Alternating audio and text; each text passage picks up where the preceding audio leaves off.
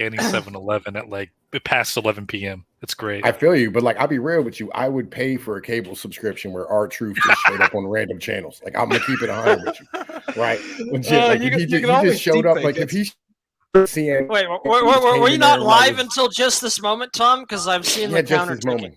Yeah. Well, we started like we started at 9:30, man. Look, I'm a little orderly, when it comes down to it, right?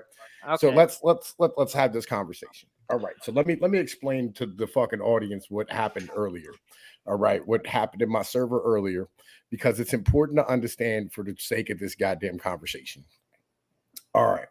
So TK and Dip, you know what I'm saying, have become like besties in my server, right? And, TK asked Dip, he said, look, what would it take for you and all your homies, you know what I'm saying, to like motherfucking like have a worship given to you with all the military supplies, you know what I'm saying, you could possibly want, right? And, all the food and shelter and everything you're going to need, whatever, right? And for you to all to go to Liberia, right? You know what I'm saying? What would that take? Or would you, would you leave and set up your fucking society or whatever, right? And then Dip stands here and comes back and he goes, well, I wouldn't fucking stand here and trust a pale face, you know what I'm saying, on his fucking word that they're just going to let me fucking go and do what I want to do. So I said, look, if we stood here and gave you the keys to every nuclear missile in the world, right, and you could aim it at America and blow fucking America off the goddamn map, right? And if they fucked around and reneged on the deal, not only would you be the most powerful person who has ever lived in the history of mankind, right? But on top of that, you get your own country where you can set up your anarcho fucking society, whatever that you want to build, that you're always telling us that you're a fucking anarchist and right? And you could take all your people and go and live in Liberia, right? And then me and TK chimed in. We both said, hey, look, if you gave us all the military supplies and you told me that I wouldn't be charged with a genocide for like fucking just clear cutting a goddamn country full of people, you know what I'm saying, to have my own fucking land, absolutely, I would go and do it. And I'm pretty sure every man on this fucking stream would take that fucking offer and go, yeah, I'll go build some new shit. You know what I mean? Yo, Eric, would you take that fucking deal? Fuck yeah, dude. All right, Naviston, would you take that fucking deal? Yes, absolutely. Ad hoc, would you take that fucking deal? Shit, I'd go try to conquer the Balkans. That sounds like a fun challenge. I'm with your ideology, right? I'm with your ideology. Wherever you would go, you know what I'm saying? Because I said, like, I could even take the Yucatan Peninsula in the end of the day if I could clear cut all the natives, right? Get rid of the fucking cartels and shit down there, right? I said, hey, look, I would absolutely take this deal. Every man worth his salt who has ever like had some deep thought and put some time into like his political his political fucking thoughts and how he wants to live and everything in this nature, right, would stand here and take this deal and go, yeah, I'd go build my own society there, like for fucking sure.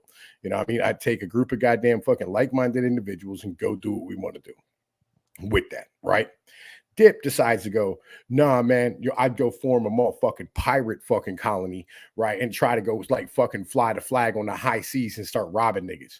Well, and I'm like, nigga, that's not even in the options. That's not in the options. But first of all, early stage of piracy were actually sanctioned by the government to steal each other's shit for cheaper prices. For real. Second of all, if you go pirating the high seas, then all the world's navies will be on your ass 24/7. And on top of that, you're not really starting a motherfucking society as a whole, right? You know what I'm saying? Like, how many motherfuckers can really pilot, right? Or pirate? What are you going to start Waterworld? You have to be a rugged individual and willing to take horrible living conditions to be out pirating professionally, especially as a culture. Scurvy's still a thing, you know what I'm saying? Like, it is what it is, right? Yo, fucking shit. There's not anybody even in the fucking chat who would motherfucking not take this goddamn deal, right? But anyway, right? So the mentality is this: what he did was, and this is what he always fucking does, is he stands here and he tries to take his 115 IQ and fucking try to use it against these motherfucking niggas in my goddamn server who are fucking like, yo, TK Mao has a fucking like a master's degree in fucking engine or a fucking physics, right? I got an IQ of $139. Fucking Neville's a fucking goddamn genius. Everybody in my fucking server is a highly intelligent individual. You know what I mean? Like, yo, we don't like to go around touting our fucking mental. But on the same point, this isn't Facebook. I don't like the brag. This isn't Facebook book with a bunch of goddamn single moms that you can just fucking midwit your way out of questions and shit. You know what I mean? And like spout a whole bunch of nonsense and pretend that motherfuckers are just gonna leave you the fuck alone. You know what I mean? You got to have your own thoughts and your own opinions and your own shit. You need to be solid in your motherfucking mental in order to get one over on motherfuckers like us. So I fucking sat here and I fucking tagged everyone and I fucking, you know, we sit here and I fucking, I asked them the question. I said, now look, if you say no, then you need to just admit that you're not a fucking man. You're a fucking coward and you're not interested in striking out in your motherfucking own. You know what I mean? And just be fucking real about it. Like, that's it. You know what I mean? Just admit that you don't have enough ambition inside of your goddamn head to get where you need to go. Right? Tom's a wigger pretending to be smart. Like, yo, I'm pretty sure I'm intelligent. 99% sure. But anyway, right? Like, I'm like, I don't know why motherfuckers follow me. You know what I mean? Like, oh, if I'm not remotely intelligent. Dude, you have this Roman emperor style of charisma. You're subconsciously channeling the dog, dude. Right. I'm saying. I just find gorilla men partially hot. Yes. Right. You know what I mean? Like I break down complex motherfucking subjects and shit. At the same point, I sit here, you know what I mean, to like get it in and fucking can play the dozens with a motherfucker. Now, here's the thing. I sat here and I said, either you do this or I'm gonna fucking ban you. And I decided not to ban him. I just made him cancerous. Like he had like he didn't have any fucking like privileges inside of the Discord server. Like he couldn't push no links, he couldn't put no pictures, he couldn't do nothing. Right. And I tagged him as cancer. And he got so upset that he literally left the fucking server on his goddamn own and ran away. And then Eric puts up a goddamn picture in his goddamn Discord of Dip's Facebook post defending what the fuck it is he did in my server. Like I can see his shit on goddamn Facebook. That was such a bitch move, dude. The reason why he left was a bitch move in the first place. But then when you go on another fucking social media app to bitch and whine about, you know, and try to defend what the fuck just happened on somewhere else, that you like the place you just ran away from, like you're a bitch, nigga. You're a bitch. That's all there is to it. Right. Like, yo, because I'm sick of his midwitery. And so what we're doing is we're going to spank him like the fucking child that he is, right? In the end of the day. And we're going to have a conversation because what this originally was, right? I really don't, you know what I'm saying? I really don't know why the fuck it is, you know what I'm saying? I don't know why it is that he stood here and fucking like, oh, TK Mao really asked this first question was because he's trying to figure out like what the mentality is of blacks who are whining about America, right, as a whole, right? Because like if you're bitching about this country, like all of us bitch about this country and all of us want to leave, right? Like all of us want. I don't know. I want to stay here, but I agree that it's broken and it needs fixing up. But I'm willing to stay and try and fix it. Right. You know what I'm saying? Like the mentality is this: if there was a place, right? And we get this a lot in like the MGTOW shit, right? The red pill fucking areas. They say we want to go to like Taiwan or fucking, you know what I mean, the Philippines, right? And go someplace where there's still like a fucking patriarchy type of situation, right? If there was anywhere to run away from this fucking leftist, you know what I'm saying, fucking neoliberal world order garbage, we would fucking go and build some shit there. But there's just nowhere to fucking run. So we have no choice but to stand here. That's why this is an exercise. You know what I'm saying? In your mental, right? Yeah. We're all out of option. That's part of the that's part of the thing in regards to it's a mental exercise. It's kind of gets you thinking. You can't win, and they basically decided to exile you instead of kill you. I mean, if that's the particular case, then yeah, sure, I'll take the exile. I will go out and I will build a society and say that's how it's fucking done. That's the understanding on that end as far as I'm concerned. Now, I will give Dip some credit for creativity towards thinking about going towards the thing of Nassau. I've played Assassin's Creed 4, and while that isn't quite historically accurate, there is kind of a precedent there to what he's thinking. The big question is, does he want to basically be an independent colony like the pirates tried to be back in the day, without the understanding that, you know, they were actually supported by the British Crown in a way?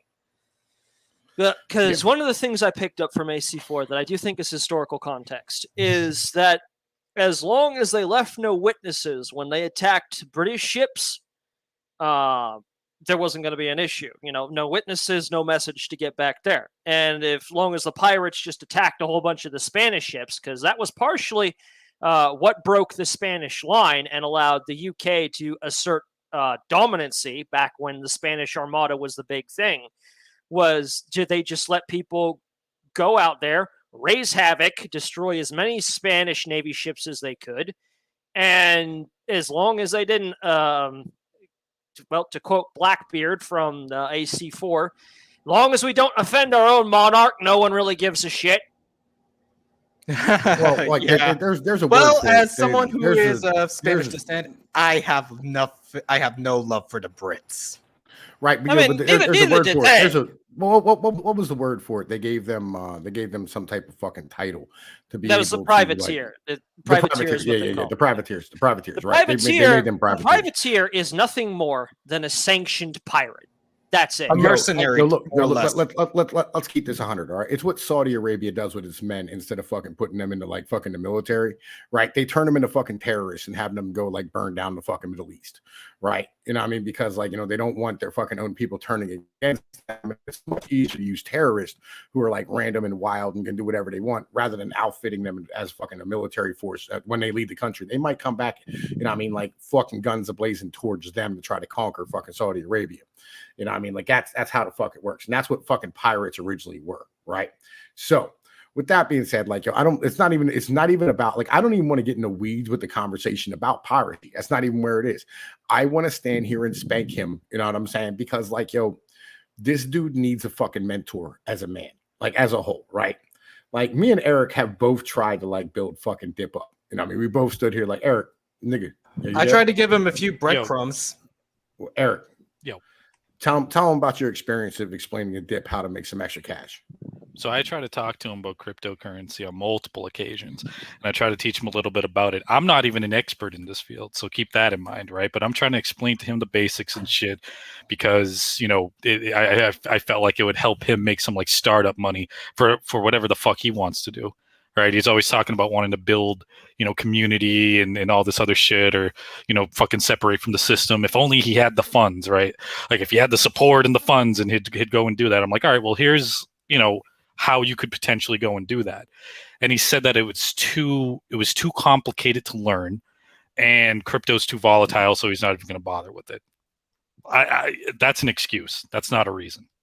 And then you, with your job offers to him about trucking and shit, right? You can get into that. Like you've offered him, I've been there like 2-3 times in the past, and you've probably done it even more with like trucking. And you're like, yo, I can hook you up.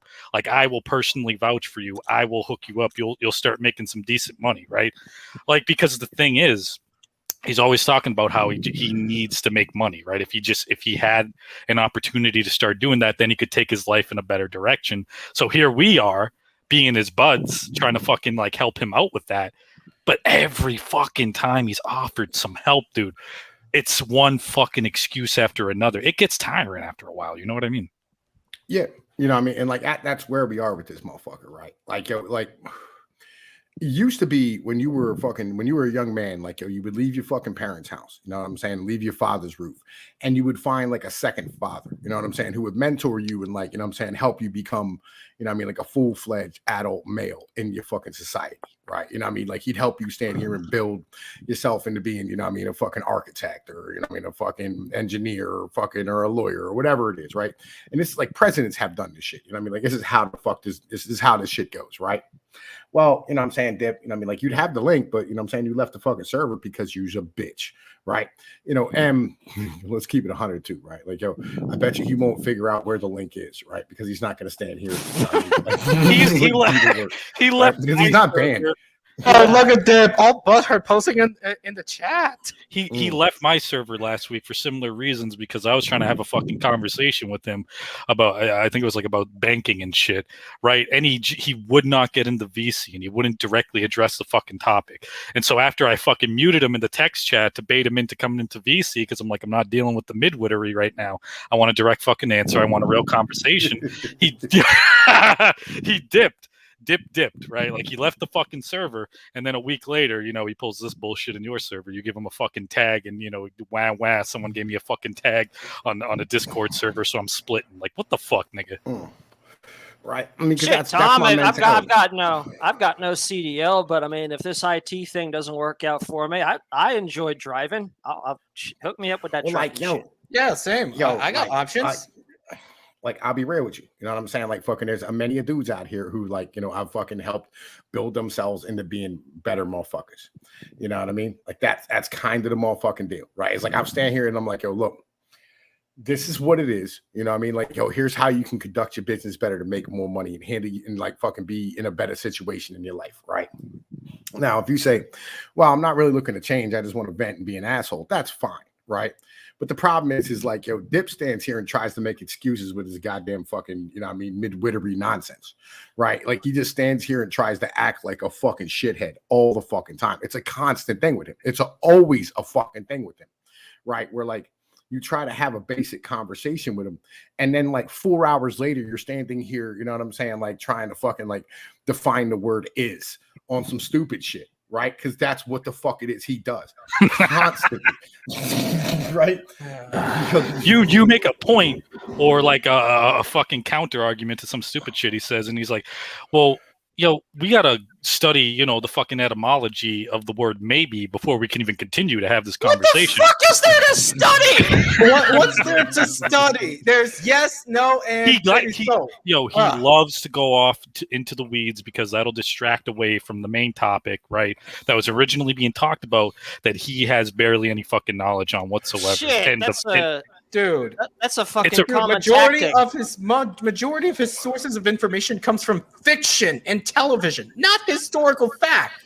Like, yo, look, and we were talking a little bit before the stream, right? Like, yo, even like as recent as like 2 or 3 days ago, this motherfucker stood here while we were driving down the road because I'm trying to come up with a name for the religion of academia, right? You know what I'm saying? Like, you're not like the political movement, which is progressivism, right? You know what I mean? Like fucking, I was trying to come up with a name, like, and fucking Mitch the Reaper came up with pragmatism, right? Which I'm like, I kind of like, you know what I mean? It's like progressive dogmatism, you know what I'm saying? Like it's fucking, that's kind of like a good name as far as things are concerned.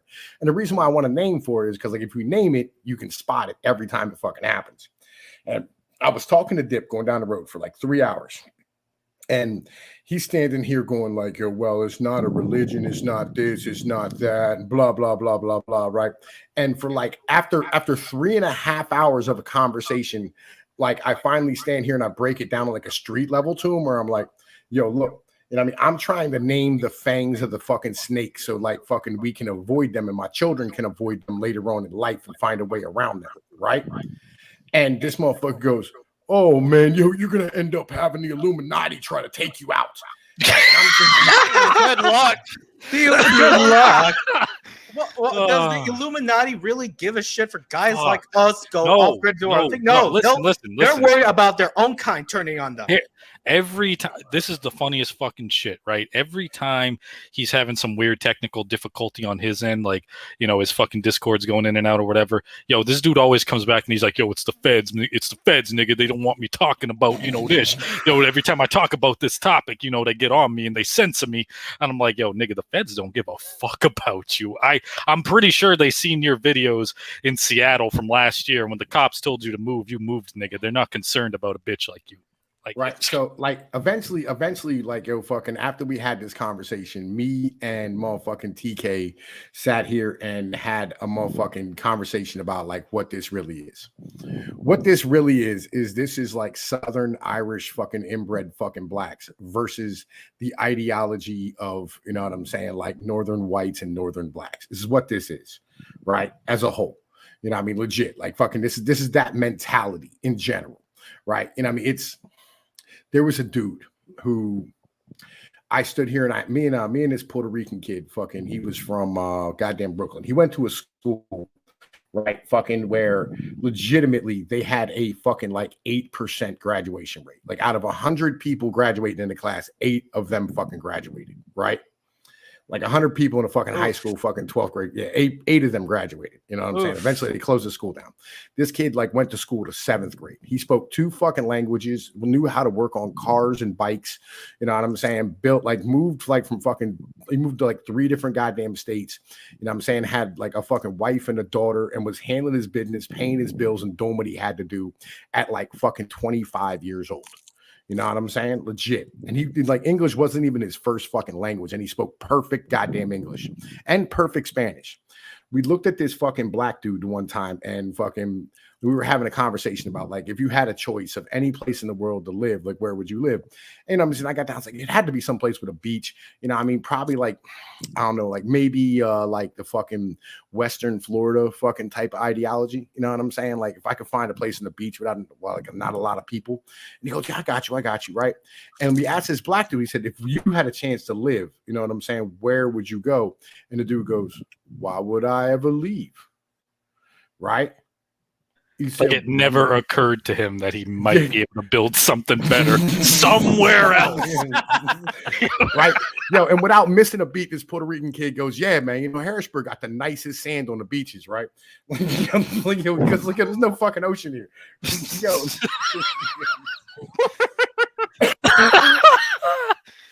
Oh fuck! Like that's the mentality, right? Like there's a different mentality for some motherfuckers, like who, they were built in this fucking this fucking like they're black helots, right? Because that's what I was gonna call this fucking stream is black helots or Dip the black helot, right? You know what I mean? Yo, you know what I mean? Like they're just natural. Like just natural fucking slaves and shit, right? You know what I mean? At the end of the day, you're like, all they're built for is working for somebody else. Like, because like I know black people up here, right? Whoa. Hold up. What? I gotta relax. Peanut is cool. He's grown up around black folks his own life. Let him listen. Wait. I know black men up here who are I know black men up here who are business owners. They have suburban neighborhoods. You know what I'm saying? Like, they build their own shit. Like, my pops does like fuck tons of work for like 20-something-year-old black kids who are flipping fucking houses and shit, right? There's a different breed in the North, and they've been here. They didn't move up here from like fucking goddamn Georgia and Mississippi. You know what I mean? They weren't industrial workers and shit. It's a different breed of human being altogether. Like, it's a whole different culture. And Dip comes from this garbage ass culture of motherfuckers who will never be anything more than machine operators in a goddamn factory at some point. Legitimately. And that's the fucking the blacks in the North. Well, the blacks in the North are heavily inspired by Germans, Italians, Jewish, and Spanish culture in the North. In the South, it's Anglo-Saxon Protestant. Irish. It's Scots Irish is what Scots Irish. Yeah. But the North, it's mostly the blacks are mostly influenced by Italian, Jewish, Spanish, and Germans in the North. Right. You know what I mean? Like they're hustlers. You know what I'm saying? They build things. But like the bitches. You know how you were having difficulties with him in that conversation about academia and shit? You couldn't get him to like fucking like understand what you were trying to say. Well, that's because like this is one of his fucking catchphrases. He's got like 10 at this point, but like one of them is one of them is the sayings of Dip, right? You could write a fucking like a fucking book about him. But like he always says that he excels at academia, and everyone who's smart enough to realize what the fuck that actually means, we're just like, yeah, it shows, nigga. It shows. Like,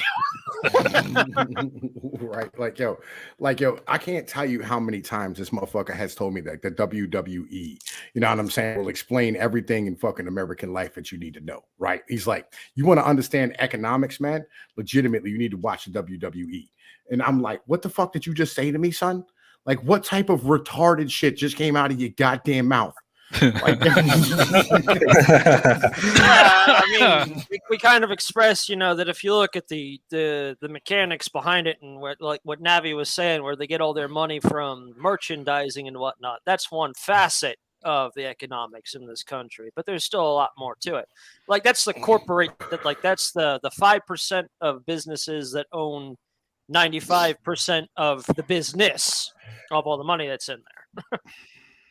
Like, that's how that operates. That's like not talking about the 95% smaller businesses. No. Like this nigga's talking about like, yo, legitimately, you know what I'm saying? Like it's, yo, watching the WWE, you know what I mean? It's better than reading like Thomas Sowell, right? Or, you know what I'm saying? Like, oh, no. Bullshit. Like, I was like rewatching the Fast and Furious and like giving up on classical fucking movies. You get better economic views from Hans Hermann Hoppe. No. Yo, that's like watching the Fast and the Furious and going like, I know exactly how physics works now. You know what I'm saying?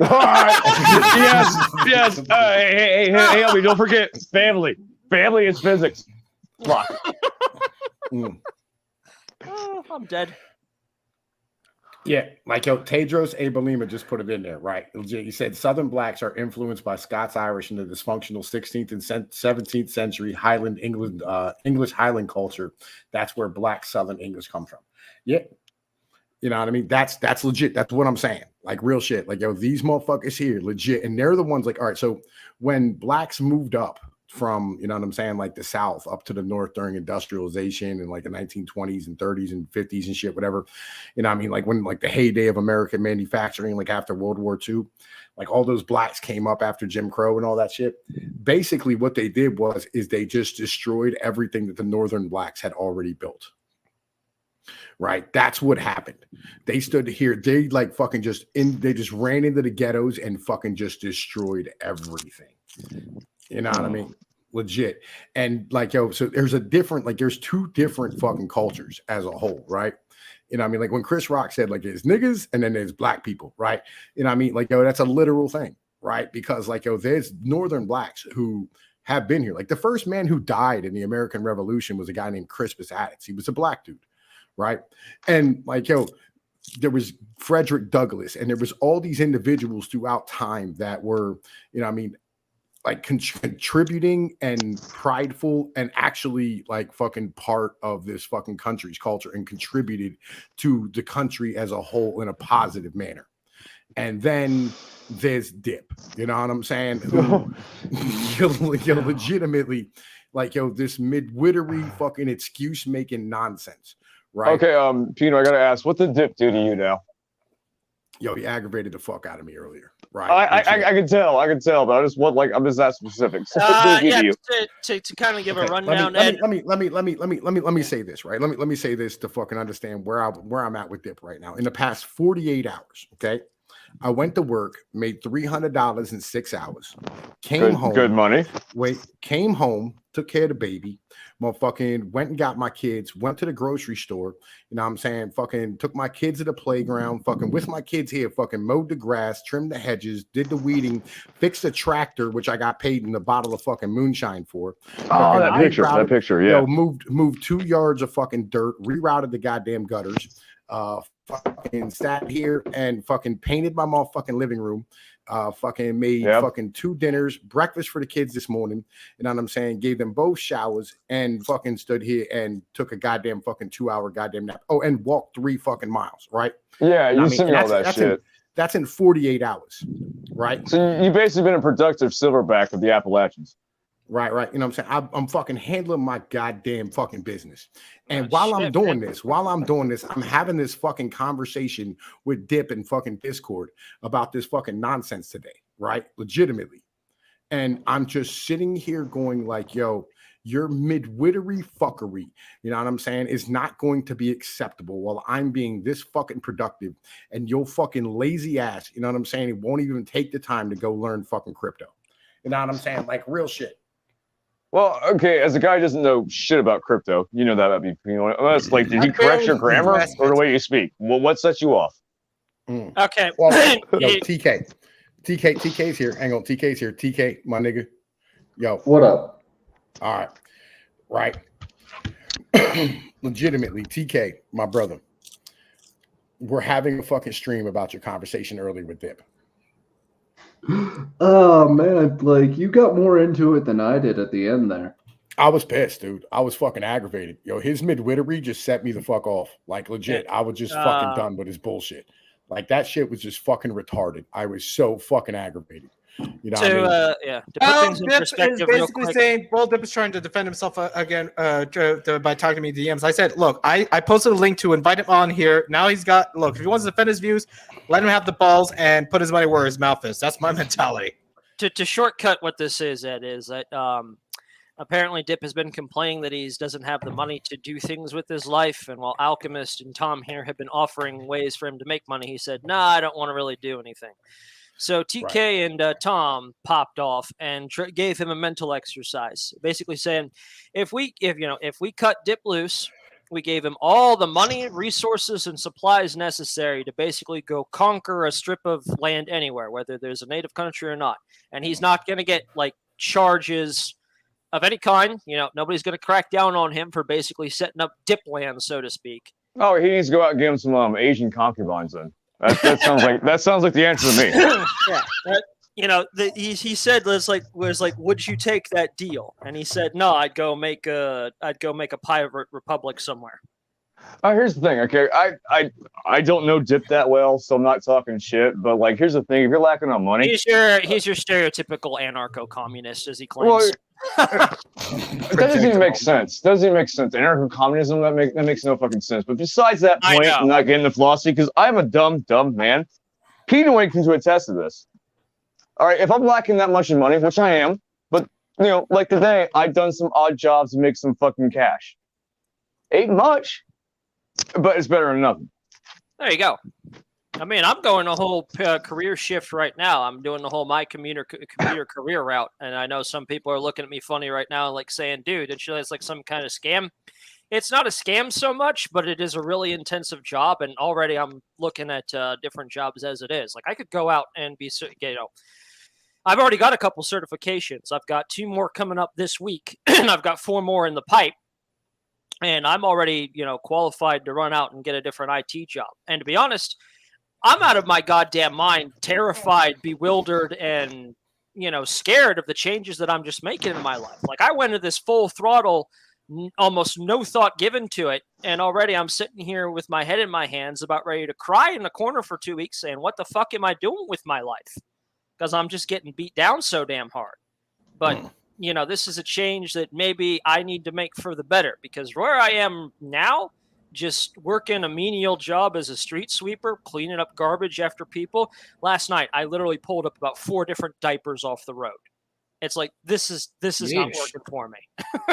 Right. I mean, like, I told my mans earlier, right? I said, look, there ain't no rest for the motherfucking wicked, because when you fighting against the goddamn current, you end up getting knocked. And when you fucking stand still, you get knocked back. That's just part of life. And we're all wicked. Yeah, we're all fucking wicked. Every one of us. For the wicked, money don't grow on trees. We got bills. I'm a pedo priest and stealing from the church, man. That song is old, Borderlands. Yeah, I love it. It is what it is, right? I was listening to that song earlier. I found some new music this weekend and shit. Fucking be banging it out. But that's kind of like the whole fucking point of this, right? Is the fact that, look, I like Dip as a human being, and it aggravates me when a motherfucker like Dip legitimately, like fucking does this. Oh wait, he's fucking here. Hang on, let me fucking let this motherfucker in, right? Yeah, there goes fucking Dip, right? Because I like Dip. I like Dip a lot. And it's disappointing to me as a fucking dude, when I have to deal with his fucking midwitery. You know what I'm saying? And that's why I do this shit in public. You know what I mean? Because I don't talk shit behind niggas' backs, and I don't act like a fucking bitch. I do shit in front of motherfuckers' faces because I want them to become fucking better as men. That's what the fuck we do out here. At least he's got the midwit, man. You've been dealing with me for like 2 years. I got the low wit. I'll admit, at least he got midwit. I got that low wit. Well, I invited him over here to basically defend himself. I don't really need a defense. I was being civil and an adult. And since there was static, I just step away quietly and civilly. That's being a fucking man. No, it's not. I got muted. Hold on. Wait. You went against your own rules of your server, bro. You was able to talk. I just took away your ability to put in pictures and fucking links. All that I was going to show were screenshots of what was previously stated, because it was said that I don't care. You can still reply to shit. So why limit? What rule did I actually break?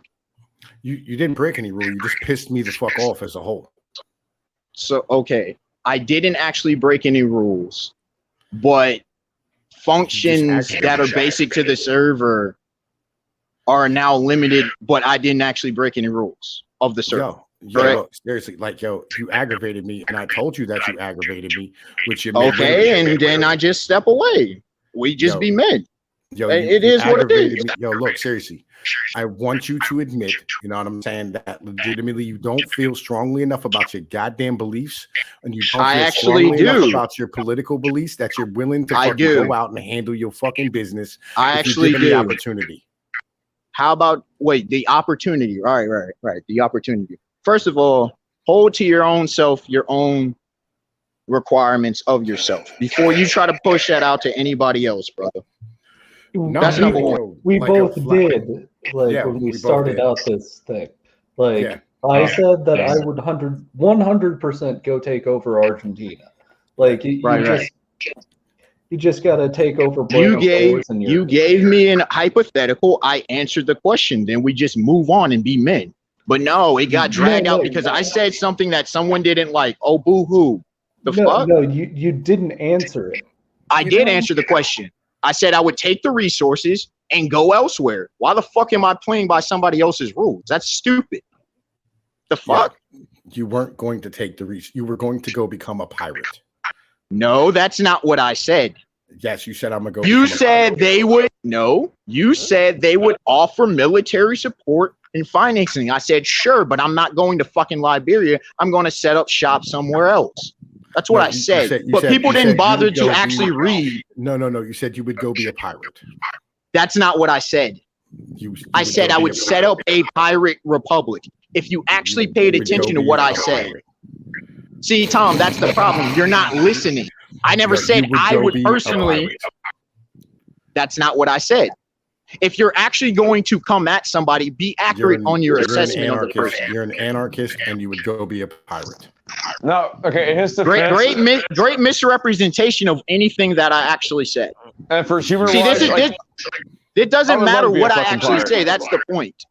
It doesn't matter what I actually say, and that's the shit that I'm constantly seeing. Because in this day and age, people can misrepresent you all you want. It gets clicks, it gets views. Folks can put a nice shine on it. But at the end of the day, nothing ever changes. Is because people aren't willing to listen. People aren't willing to critically think. They're not willing to actually and adequately move forward in a proper path towards an actual legitimate viable future. All right, Dip, let me tell you why you and I have static sometimes here.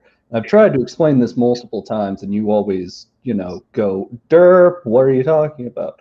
When I speak to someone, it is my responsibility to choose my words and mannerisms in such a way that I have a reasonable expectation that they will understand what I say.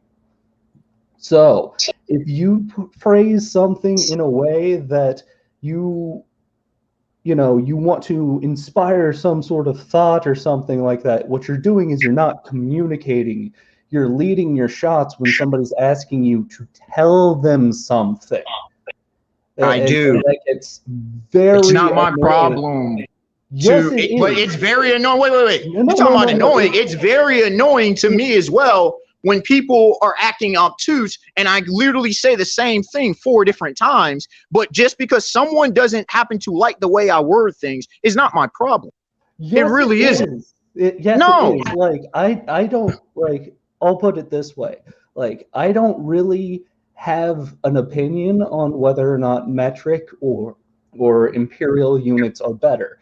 But if I am talking to someone who's from, like, the UK, then I'm going to convert things to stone so that they can understand it. You have to do the same thing with words. And how many analogies do I present to where someone can actually understand a comparison? Except the thing is, people don't want analogies. They want simple, straight talk. You don't. That is straight talk. I do that. When I give straight talk, y'all don't like what I say. So I'm like, okay, here's an analogy. You ask me for shit. I give you shit. I present nonsense. Yes or no. Okay, There's no analogy needed. Yes or no. Yeah, I do answer yes and no's. I also answer with context. Okay, let's take a concrete example of what I'm talking about here. It took me like half an hour of asking you repeatedly to give a short definition of what you mean by anarchism. I gave it twice. 3 times. Twice. What you were saying was, I don't believe that I should have to be able to define this in different ways. TK, that's a lie. That's cap because I gave it, bro. I gave the definition twice. I gave it to you twice. Once after I dug it I gave it to you twice. No. I showed the screenshot, brother. Don't lie. Don't be capping out here. That's a lie. I gave it to you twice, man. Come on, dude. This is what I'm talking about. Just because people I gave you the exact same definition that I gave you previously. It's just my shit gets ignored. That's not my fault. I don't know if you noticed this, but like walls of text get posted in Discord. So unless you specifically at someone with something, you're probably not going to see it. I did at you. Yeah, for one of them maybe. No, I added you in multiple ones, man. No, I remember this because I remember replying to every one of those, and you were dodging the question. You weren't actually. I never dodged anything.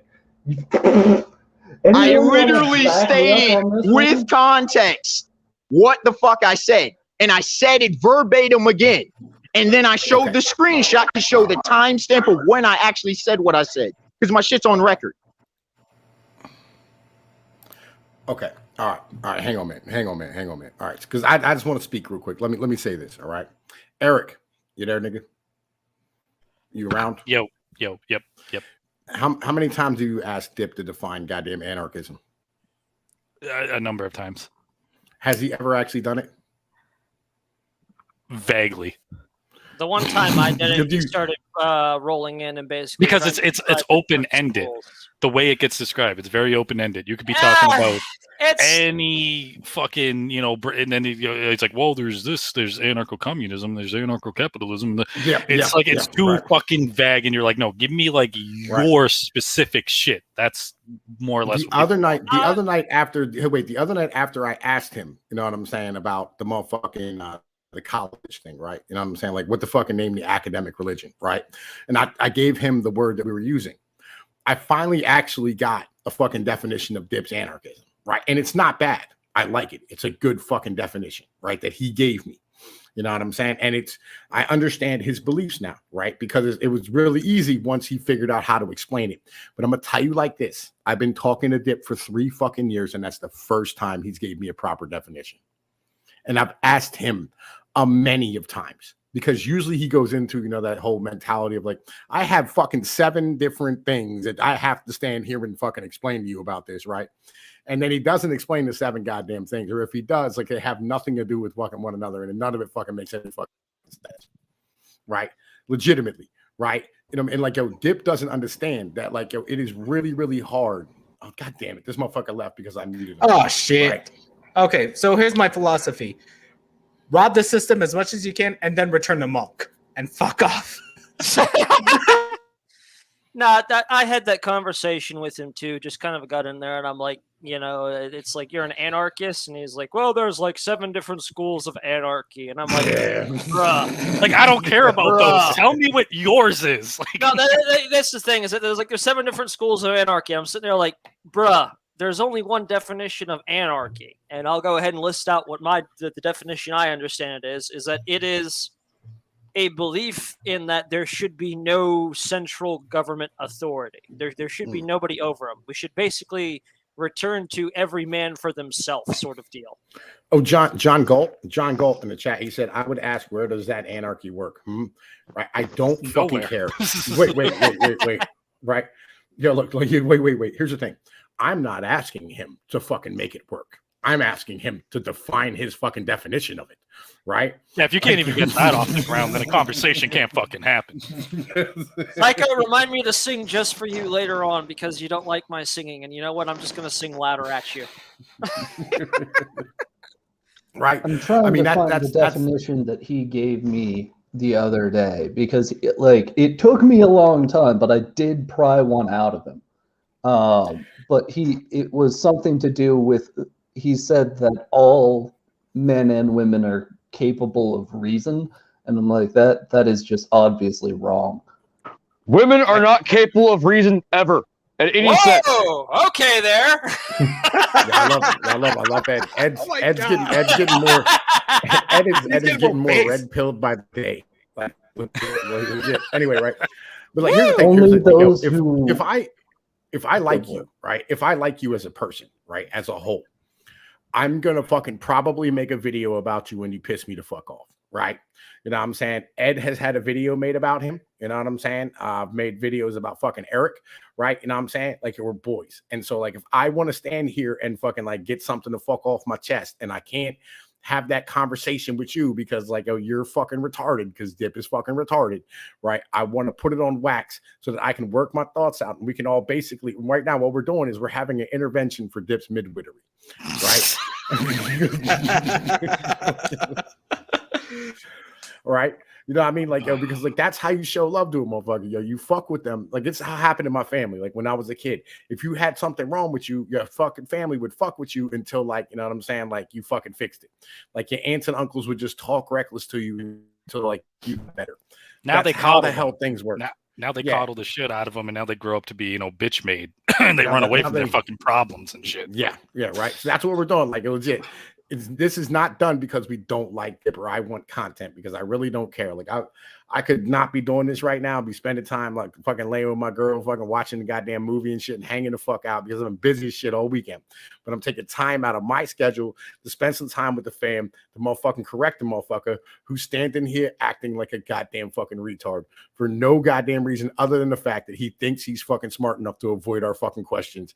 And it annoys the goddamn bullshit out of me, because it's not like, you know, we're coming to him with fucking questions about shit, you know what I'm saying, that like only he can fucking answer. He's jumping in the conversation, right? You know what I'm saying, as a whole. And if you're jumping in our conversations constantly, you know what I mean, like, it just it pisses me off, you know what I mean, when you jump in and you go like, you don't fucking contribute shit, and I want you to because I like talking to you, you know what I mean. That's my mentality, you know what I mean.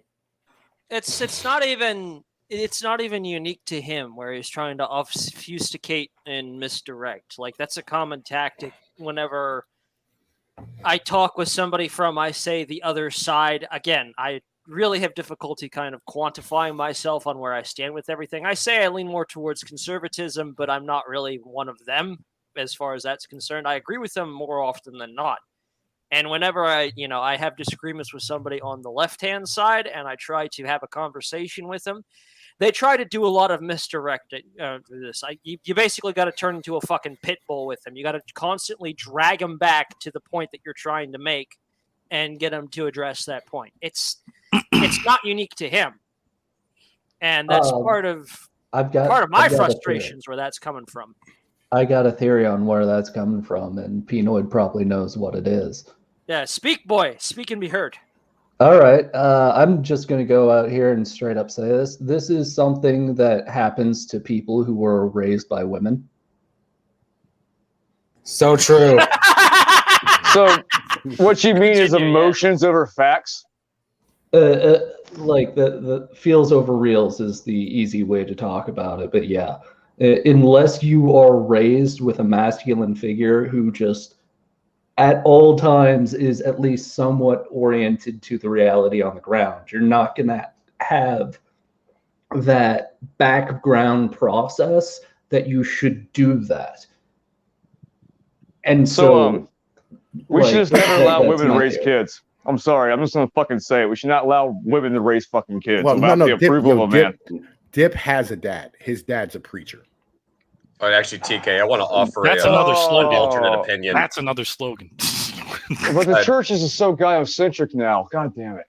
But no, I want to offer an alternate opinion to what TK said. Like, no, this is not because you're raised by women or you're raised by men or you have two dads or two moms. Like, no, this is what happened when you let the state raise children who have no vested interest besides you have to think the way that I think, and you give fucking people who are not your parents authority, because that's what we fucking do as a society. We let the fucking state raise our kids. You work 9 to 5 and you fucking watch the ball game, get your news in 60 minutes. That's how you end up with this bullshit. Well, also, like, in that pack is like we have so many single mothers where the state is the father. That shit goes hand in hand. Well, no, like, this is a problem not of like motherfuckers like not having a father, right? This is the problems of motherfuckers not having a second father, right? Because like, you're not only supposed to have one, you're supposed to have two. You're supposed to have a second one when you fucking move out on your own that takes you under his wing and shows you how to fucking conduct yourself in business, especially if your first one doesn't. Like, if you don't follow in your father's footsteps, right? Yeah, like, you need a mentor. Like, you need someone who's gonna not. Yeah, you need someone who's not gonna fucking hold your hand, especially someone who's not your parent. Because regardless if your parent's a hard ass on you, you still need someone who is not your parent, because you have an attachment to this person. They're a family. You've grown up with them. You've lived with them at least until you're in your teens. No, you need someone who's gonna fucking be real with you and sit your ass down and be like, look, you're fucking up. Like, you need that type of person in your life. Otherwise, you're gonna keep fucking up. Psycho, a mentor is a second father. All right, legit. That's what he is. You know what I mean? It's a father. It's a father that you get to pick. Well, usually you're lucky into it. It's kind of the deal how it works. But you know what I mean? Like, usually every dude gets, you know what I'm saying, to like fucking mentor another younger motherfucker coming up through, right? It just tends to be how the hell it works, right? that's how it's supposed to be. You know what I mean? Especially for individuals who are going to be highly intelligent. You need somebody to come behind your father and take you under his wing and show you how the world works. This is why colleges are fucking dumb. All right. It's why colleges as a whole are stupid, because if you don't have somebody there who actually tells you how things work, how business works, how to conduct yourself around other men, there's no fucking point in going to goddamn college. Right. You know what I'm saying? Yeah. I think this used to also be filled somewhat liberally by like uncles and other men in the family. You know. Hello. All right. So, fucking goddamn ad hoc. I sent you a link. Anybody interested in having some fun breaking down some motherfucking mental shit today? Breaking down what? Breaking down some motherfucking intellectual shit. If I got something to contribute, I will. I think you will. Right? Okay. Legitimately. How do you want me to do this, Tom? Do you want to just tell me to stop whenever I get to a point there? Or do you want me to just read a couple of paragraphs and let you go through, or do you want me to just go do the whole thing? Yep. We're gonna let you read off. You know what I'm saying? All right, After this, right? So I think we stood here. You know what I mean? And like, fucking had enough fun with Dip for the moment. You know what I mean? And gave him some shit to think about as far as shit's concerned. Like, that motherfucker needs to like fucking figure out his goddamn thoughts properly and not assume that all of us are fucking arguing in bad faith, because none of us are. We all love him. You know what I mean? All of us gave a shit enough to motherfucker show up, the motherfucker sit here and do this. So now, you know what I'm saying, we're going to get in, you know what I'm saying, to some intellectual shit that I wanted to do last week. I didn't have a chance to do it since everybody's here. And, you know what I mean, I'm pretty sure everybody can contribute. TK, Doku, you especially, motherfucking Eric, you know what I'm saying, is a remotely intelligent individual when he's not fucking being bipolar. Navis is smart. And Ed, you're white trash like me. So, like, we have some shit to say about this. You know what I mean?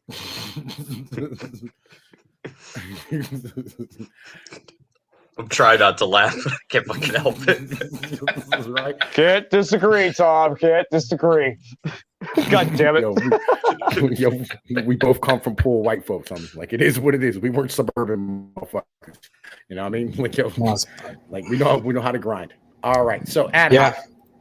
Hello. All right, man. This here is from the Gray Mirror Substack, right? It's called The Real Great Reset. It says why West Coast dissidents are better than East Coast traditionalists. Yeah, I got it right in front of me. Okay. All right. Shall we get into it then, gentlemen? All right, let's go. All right. Oh, I'm gonna need a beer for this one. It's great. It's fucking amazing. Yes. The Real Great Reset. Why West Coast dissidents are better than East Coast traditionalists, from the Gray Mirror. Raised as a true believer in the global American empire's outer marches, born as the grandson of 2 party members and the son of a foreign service officer, and having long craved a lifetime subscription to International Jew magazine, which for some shameful reason does not even exist, my only intellectual interest is in the ancient cult of leftism, the cult of leftism that rules the world, and how to kill it without killing any actual people. For as an International Jew subscriber, I have no taste for killing. For the clean, bright blood, the blonde beast taste as he licks his avenging vicious sword. When Meyer Gutzetheim stepped off his boat in Brooklyn to securitize 6 million akum shitotzim, the first and only word he said was shalom.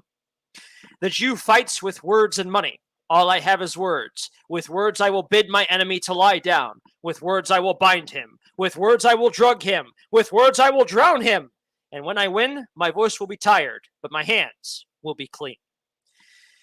I think that's an awesome statement. Yeah, that actually gives you instructions on how to actually cast a spell. Yeah. Then again, I'm only half Jew, and the wrong half. So, I mean, whatever it takes. Meister says that the counter-revolution is not revolution in the opposite direction, but the opposite of revolution. Like Burke, he compares revolution to a butcher and counter-revolution to a doctor. And every doctor is sometimes the surgeon. Yet no surgeon will cut 1 useless millimeter of healthy flesh, place 1 random stitch, or drill holes just for fun. Unlike last centuries... Unless it's your foreskin. Okay, that's all I'm saying. Or drill 1 hole just for fun. I keep saying this motherfucker's getting more and more goddamn red pills, man. It's too far. Unlike last century's Frankenstein revolutions. This is my dream for the fate of my old enemy, this cult, which was my father and my mother, and the world's religion against which some vision or delusion has turned me. Everything of the enemy's body is saved, nothing of his mind is kept. Every hand is clean, every pain is numbed, every wound will heal. How can this surgery be done? Why must it be done? What is it that will be the result? The life and future of our nation, as any terminal condition, has narrowed to this single surgical question, the radical resection of American leftism, in both institution and ideology, both phenomenon and etology. The real Great Reset can only mean the de-leftification of America. Fasten your seatbelts, kids! Not only must the growth be thoroughly excised, we must be unable to imagine its regrowth. Not just the fruit, but the leaves. Not just the leaves, but the wood. Not just the wood, but the roots. And not just the roots, but the water and the dirt. But not 1 gram of healthy plant, healthy earth, or healthy stone. And with all this clean, not bloody hands. But when we make a mistake, when we see a spot or 2 of red, we quiver, we step back. We must remember the hands of the enemy, which through that enemy's own eye are not just clean, but golden. They are not clean. They were never clean. They were gilded with words. And under that guilt. When Yesifar came to the Rosedale, for while our weapons are words, so are our enemies, and he has money too. This enemy is no blonde beast, not exactly Hitler. The enemy is, to use the broadest and simple, most aeodine word, leftism. What is leftism? Leftism is a contradiction in terms, organized disorder. A fire is organized disorder. All right, hold up. Right, all right. So, like, yo, look, basically, you know what I'm saying? Like, yo, this dude here wants to kill the ideology of motherfucking leftism and the ideology of having an oligarchy running the country that basically just gives power to fucking powerful ideologies that don't make any fucking sense. Right? This is like a tough concept to understand, but like it's really simple. So you have 2 different types of fucking ideas, right? You have an idea that makes sense and is sensible and is basic, but it doesn't have like the ability to garner a whole lot of power in putting it into place, right? And I'm saying like the idea of libertarianism, right? It doesn't really have a, you know what I'm saying, like a power center to it. It doesn't like garner power for you to fucking put it into place.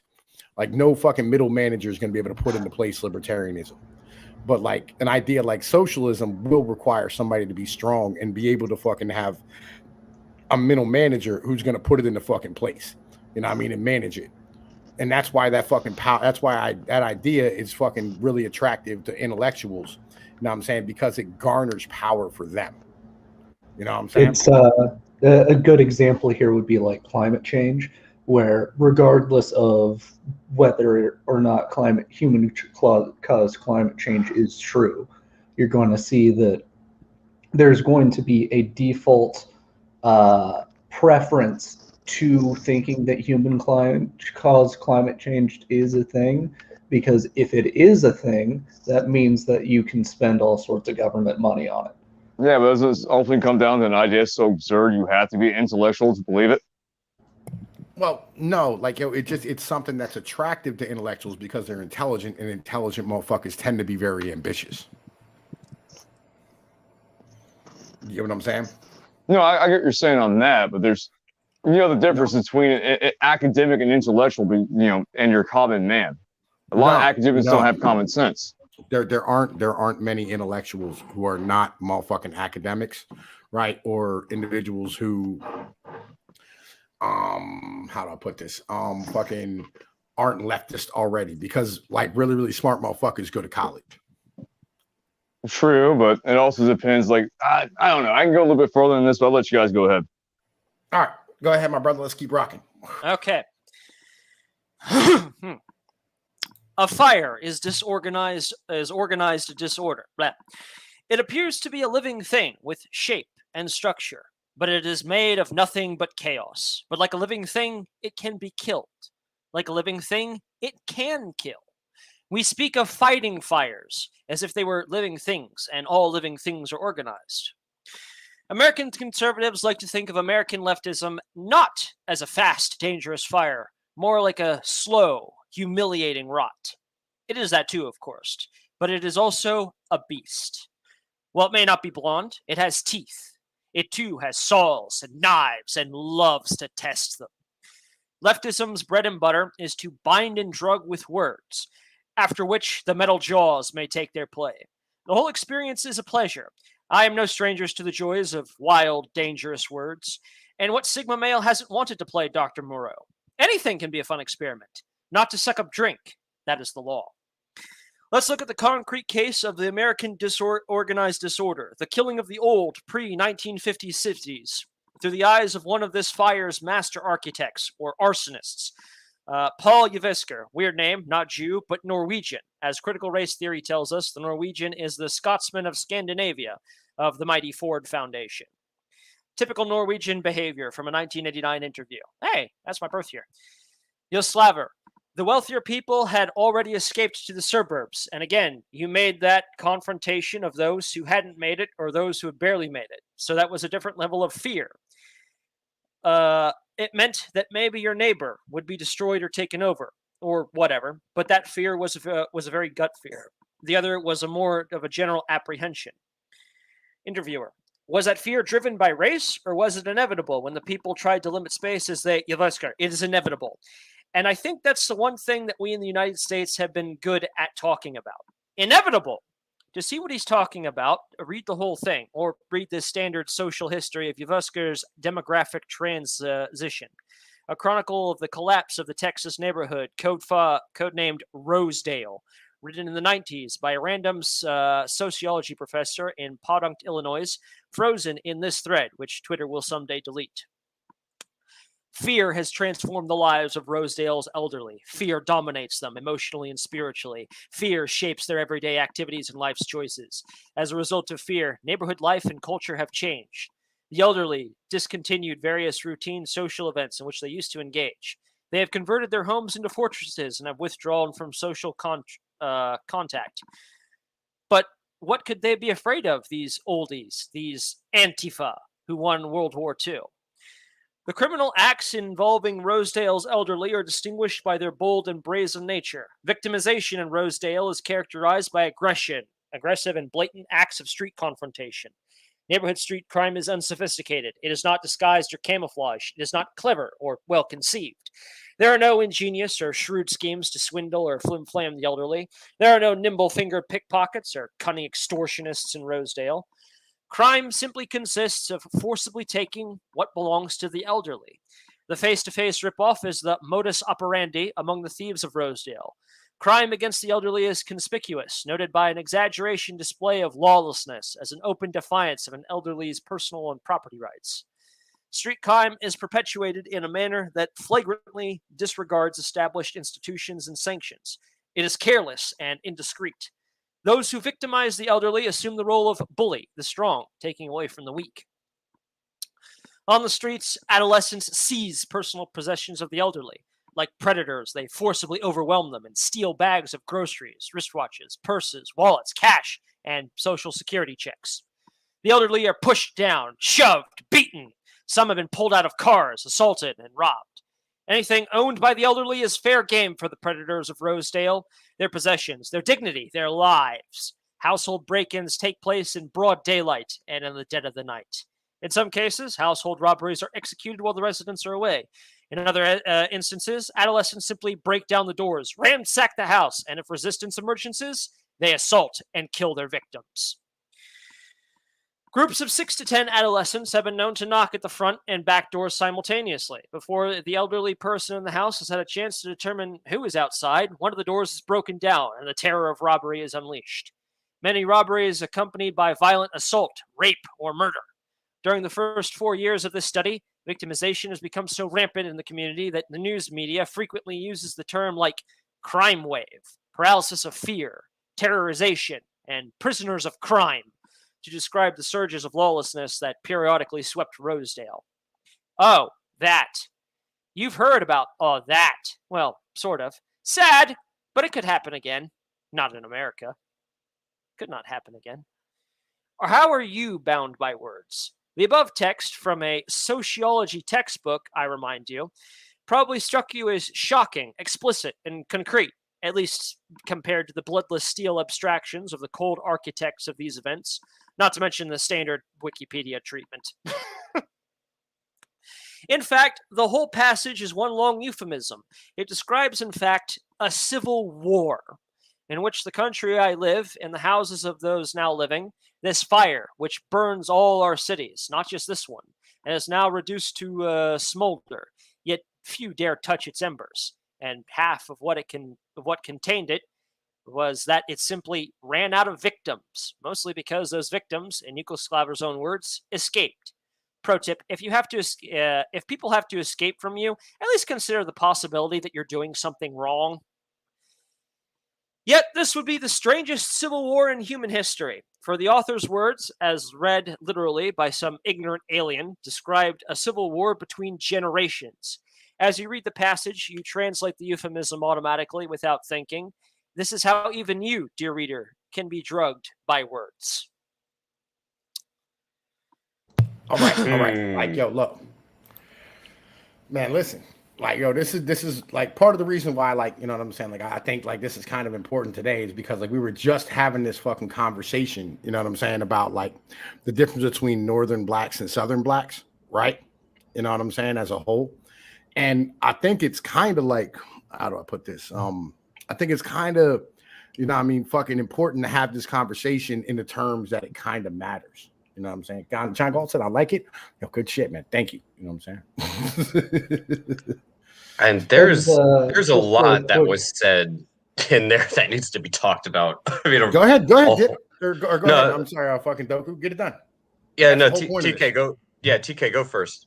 Yeah, just quick clarification there. That Wikipedia treatment, that's a hyperlink, and that leads to Wikipedia article on white flight, which is part of their series on discrimination. So yes, Wikipedia frames white people getting driven out of their neighborhoods as white people discriminating against people. So just that's the context we're talking about there. Sick. Yep. Even when they're the victims, white people still can't be victims. Axiomatic. Even when they're old and they can't fight back. Right. So there's a lot that needs to be said here. I don't want to take up too much time about this. What he's talking about originally, when he very first started the article, is essentially the exact same strategy that the left uses to brainwash a generation that can't even figure out what bathroom to use. But that's what they do, is they use words, they use coercion, they use euphemisms, they use analogies. And instead of forcing people to do things, I mean, when you try to force somebody to do something, I mean, look at what's going on with vaccines right now. YouTube, please don't ban us. When you force someone to do something, you're going to have some sort of pushback. But if you use coercion, if you try to convince someone of it, if you use words instead of violence or mandates, it becomes a lot easier to get people to act in a certain way. It's easier to manipulate them, and they won't really notice it.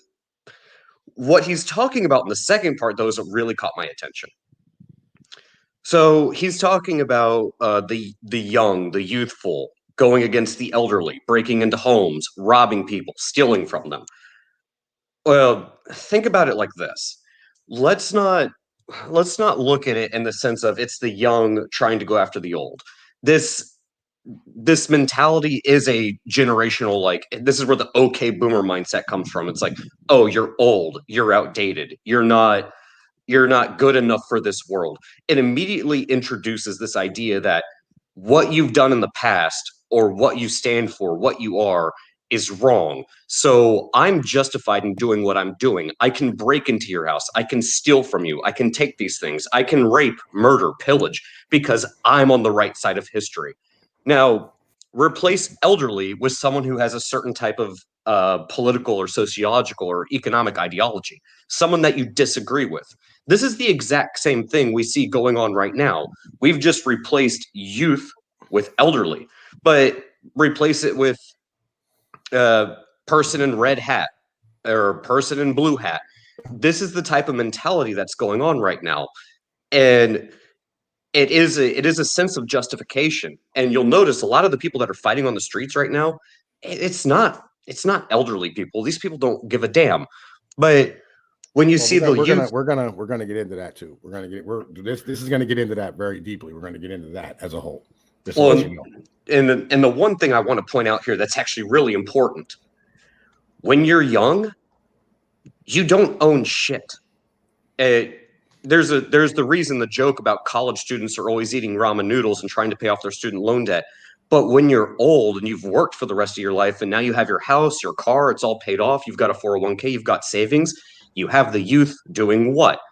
As described, breaking down, taking from you that you've worked your entire life for and you've earned for. Why? Not because they feel like you don't deserve it or you don't earn it. They feel like they're entitled to it. And they feel that because you're of the older generation or if you're of the wrong mindset, you don't deserve those things. Therefore, they're justified to come in and take it from you. Well, that's not true. That's not true. I think there's some truth to it. I mean, maybe not in all instances. I'm not going to say it's a blanket statement. Well, but that's not true. All right. So like, here's what happened, right? Like real shit. So the reason why there was an outburst like this, right, as a whole, it wasn't just because of the fact that, you know what I'm saying, like blacks moved into the cities or whatever it was. It's like, this was the 90s. What happened is that the industrial jobs that were there fucking left. Right. So, Peanut, I'm not talking about this particular instance. I'm not talking about this particular instance. But like, we're talking about the mindset. We have to, right? And I like the okay boomer mindset, right? Because like, boomers are wrong and retarded. You know what I mean? Like, and that's the way you have to go. Like, okay, boomer, you stupid motherfucker. Like, I don't want to hear what you had to say because you're fucking dumb and you're talking about nonsense that you don't understand. Like, these are the same ones. Like, for instance, I get like alerts from Fox News on YouTube. I'm not even subscribed to Fox News. I don't know why the fuck I did. Like, my fucking feed is just full of shit. Yeah, right? YouTube is dumb. And every one of them is standing here screaming about the Afghan bullshit right now, right? Like every one of them for the past 2 days has all been, oh my God, we're leaving Afghanistan, we're running away like Vietnam or all this fucking bullshit, right? And it's the best thing that we could possibly do for our country is just let the Taliban take over Afghanistan. Like, and I understand the sunk cost fallacy of like, when all these men served and died and gave their lives and all these military members, like what was it for? Well, the truth of the matter is it was for nothing as a whole. Right? Yep. Yeah. I know I'm going to bring up the dreaded name that no one wants to hear, Tim Pool, but he actually had a army captain come on. And the army captain came flat out and said, if you go over to Afghanistan today and you ask any of these young soldiers, what's your mission here? You're going to get a blank stare and a shrug. And speaking as a veteran, that's not ever what you want to see. Okay. Because if they don't know what the mission is, they're not going to be motivated. If they're not going to be motivated, they're not going to have the morale. Yeah, if the morale doesn't do this, then there goes the mission. Yeah. Before a lot of y'all showed up on my channel, whatever it is, right? I covered the Afghan papers, right, that were put out by the Washington Post, where they stood here and they did interviews of all the people who were involved with the Afghan war, including like Donald Rumsfeld and all these individuals, right? Fucking the old president of Afghanistan, fucking Kavar, some shit like that. I forget his fucking name. But they sat here and they did interviews with him and the generals and the higher ups and like fucking the people who were like doing the contracts and the contractors. This was like a fucking, God, it was like fucking 800 pages of shit, right? And I covered it. I mean, I was like, yo, check this shit out. This is important to understand. And all of it basically said, we have no fucking idea what we're doing and none of this is working, right? And we've known about this for fucking 20 years that we have no idea what the fuck we're doing over there. There's no goddamn plan and it's all retarded. Like they were at one point, they were literally like fucking dressing up Afghanis, right, into like fucking different, I think it was like Indian military clothes or some nonsense like that, putting them in planes with fucking dates, setting up motherfucking refrigerators in the middle of the mountains to fucking like keep dates, refrigerators, so they could fucking hold them for transport between like them leaving and coming, and trying to set up fucking trade routes out of that fucking country to set up some type of economy. And none of it worked because like it required so much extra energy and ability to do something, you know what I mean, just for fucking trade, that like it just wasn't fucking worth it in the end of the day. Right. And like this shit here is things that like we've known about. We know that none of this works, but we just kept throwing fucking money and bullshit at it because military contractors, you know what I'm saying, are fucking running the goddamn Pentagon. Real simple. Yo. And, you know, I think one of Biden's relatives got a lot of those contracts to build roads and shit in Afghanistan, if I'm not wrong. Yeah, you're not wrong. All right. So, all right. Yeah, let's keep going because like this motherfucking shit's about to get real interesting. Let's rock and roll. All right. All right. The gay incubus theory. Ooh, that's a spicy subtitle. Yikes. All right. And how was this guy's fire real contained? provocative. Yeah. And how was this fire contained for a moment, for a generation, at least an eye blink in the life of a great empire? By politics, by democracy, by populism. Quoth Yavisker, I'm going to figure out how to pronounce that at some point. For a while, there was a period of a kind of outburst of political leadership. But again, after a while, the majority in America controlled the agenda, and they controlled the concerns of political leaders. And so there was a reversion, gradually. It was a reversion to the let's do business the way we've always done business. Meaning the people in the Republican counter revolution of the 80s rose up and decided to do business the way until the 60s. Their government by the people, for the people, of the people, and for that matter, all other governments, always and everywhere, who had not fallen into the hands of this Norwegian demon, had always done business, which was to punish crime, at least sort of. At least to knock it way down and create the carceral state. And leftism, as it does, being water, gave way before this force, for a generation at least. And the crime wave of the 70s seems like this narrative, alien and impossible. Something that could have not possibly happened, yet it did. It's in the textbook. And having actually accomplished something big and important, having actually put out or at least contained the fire in our burning cities, not that much combustible was left to save. These people, these poor county Republicans, these dolt and peasant fools actually thought they'd won. That's what happens when the majority controls the agenda. And they went home to their grills, they grilled their hamburgers, they watched their college football. Meanwhile, their enemy, being smart, moved back into the newly revitalized classic real estate. The cons had not won. They had merely survived for a little while. I often imagine leftism as a kind of gay incubus, jaded by normal slumber. He invests in chloroform. The deeper his paramours drift off, the deeper now he can penetrate them. And in his treasure chest, his superstore of love, is the coma ward. His victims, in their deep and druggy dreams, feels reality touches them, at least a strange sensation of pressure, even a little bit of pain, constant bleeding hemorrhoids, which never go away. How about some cream? A little cream, sir, applied generously from behind. Ooh. These spasms of half aware, or at least a hundredth of aware, counter-revolution, terrify the incubus. An incubus always has a guilty conscience. Much as he revels in his nightly visits, he is just as terrified as any Rosedale oldie of being found out. He prefers his sleepers sound, and when they twitch, he jumps. He is as skittish as a UFO. This spasm is easily mistaken for victory. So indeed, in the conservative twitches of Nixon, Reagan, and Trump, it proved. You're not actually pursuing him. He is guilty, so he flees. You can startle and scare him. An actual hunt is something else, let alone the kill and its processing. You are weak. You have done nothing. You will do nothing. Often the best way to bind you is to convince you that you're winning. And the more convincing the illusion, the stronger the ligature. Blah. Ligature. Ligature. Right. Thank you. Yeah. So like basically what he's saying is like y'all never actually won. You know what I'm saying? Like you just fucking, you know what I mean? Like you got control of shit and then you just let it go and you fucking, you know what I mean? Like fucking walked away. You know what I mean? You didn't really stay on top of things. You know what I mean? You just wanted to go and grill your goddamn fucking, you know what I mean? Goddamn burgers and shit and watch your fucking football and hang the fuck out. You wanted to live your goddamn lives and expect, you know, and not have any political energy or political will to do anything. You know what I mean? You just wanted, you know what I'm saying? Like, you know, fucking like, as long as you're safe in your house with your guns and your fucking, you know what I mean? Goddamn fucking quarter-acre lots or whatever it is. That's all that really mattered in the end of the day.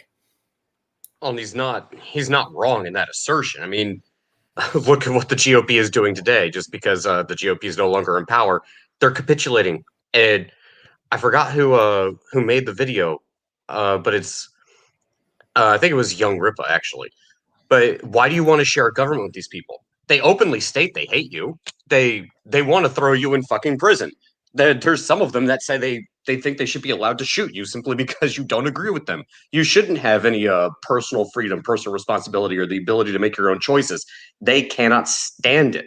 But as soon as you get one small victory, you think you won the war, but you never follow through, which is why this shit keeps coming back up again and again and again.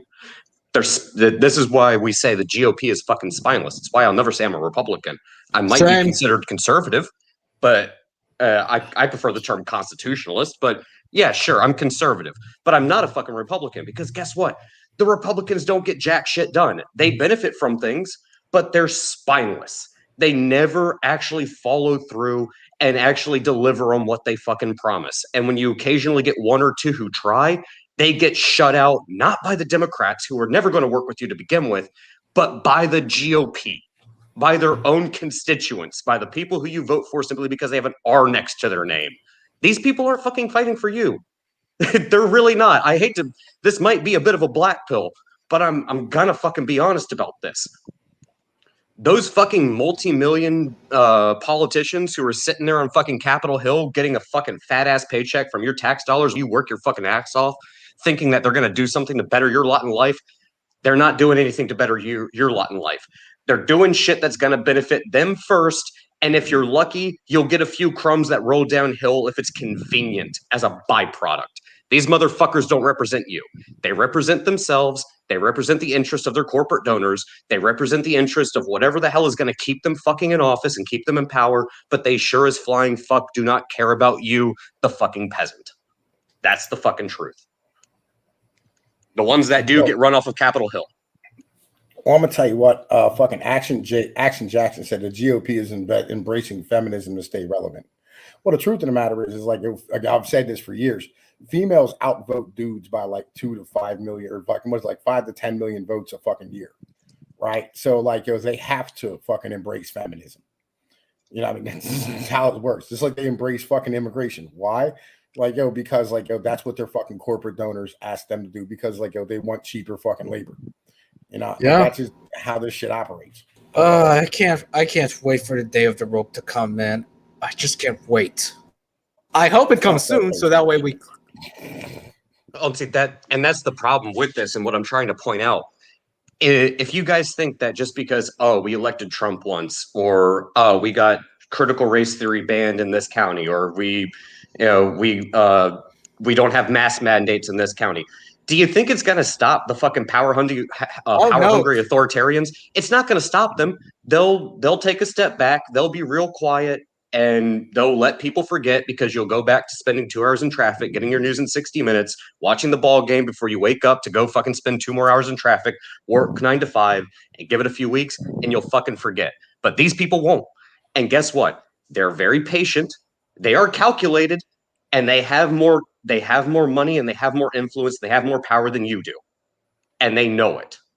If you never actually hold these people to task, if you never hold them accountable, you will never win. Well, that's about energy. You know what I'm saying? And we're going to get into this. You know what I'm saying? That's what we're getting into next.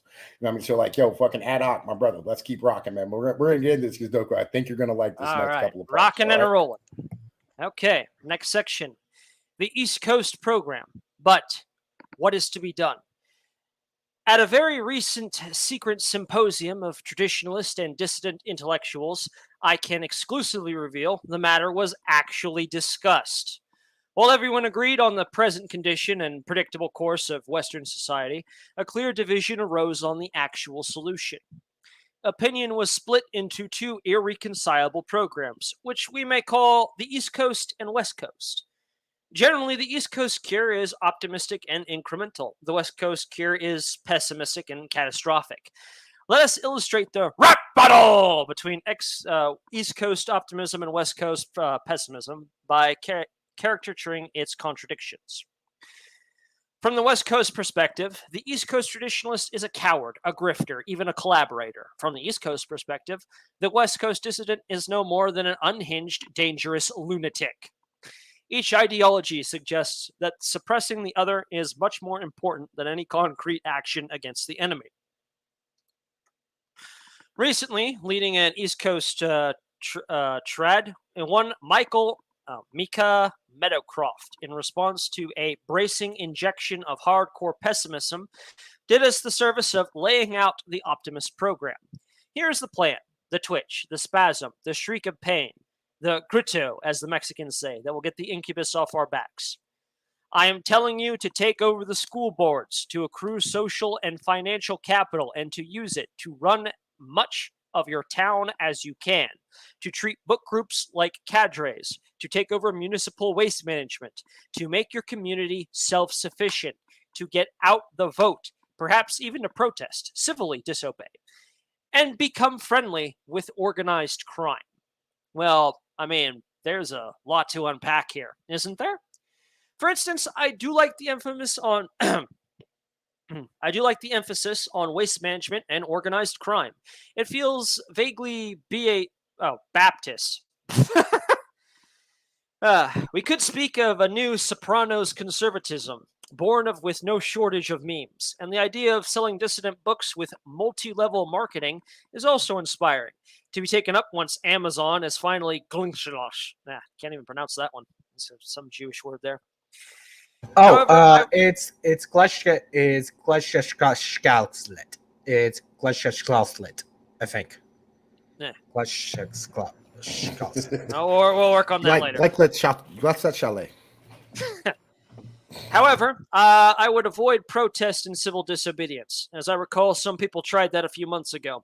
It is truly astonishing that neither side can recognize there is nothing abnormal about a regime which hunts down anti-government protesters, locks them in a hole which they are beaten, and punishes them with harsh exemplary sentences for disrupting a government proceeding.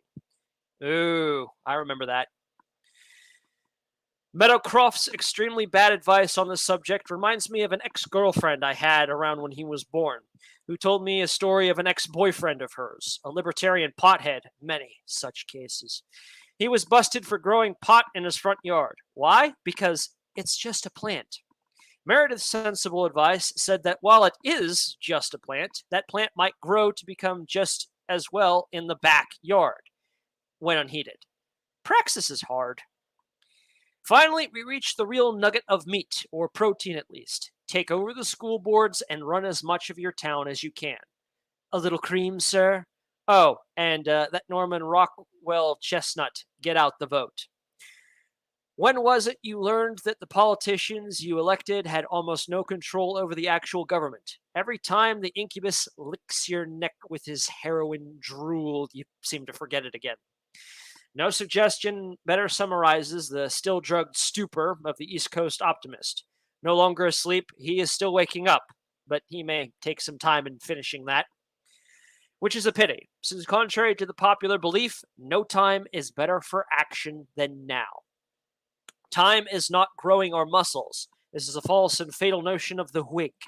Time is rotting us and rotting our strength, which strength we still have some of, though much is taken, much abides, and we should use it as quickly as we can, without going off half-cocked, of course.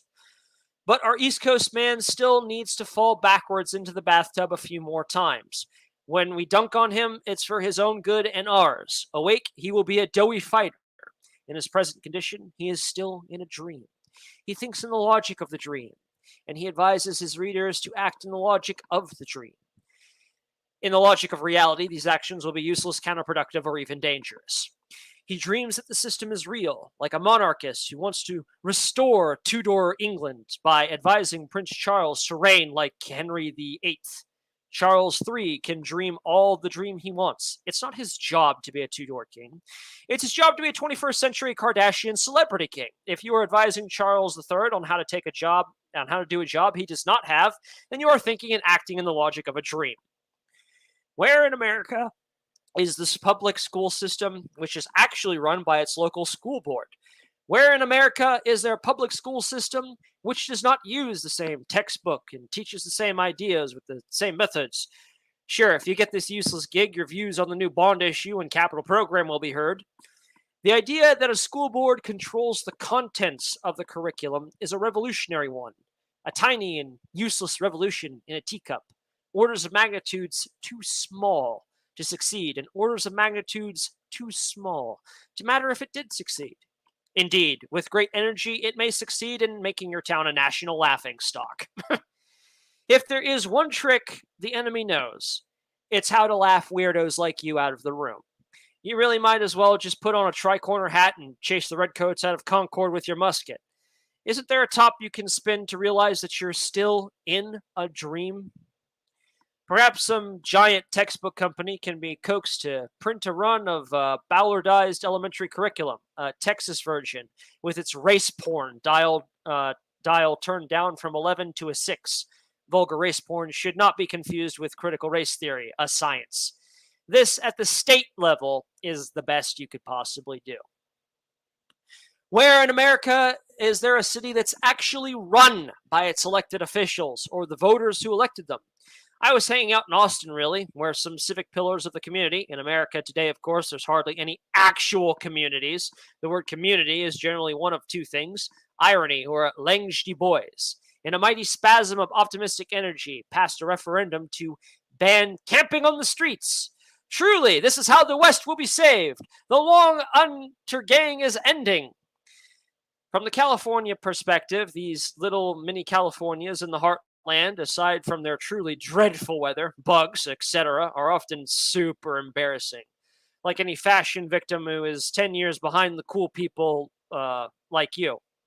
I informed my Austin friends, some of whom who had lived in San Francisco at the time, and just forgotten.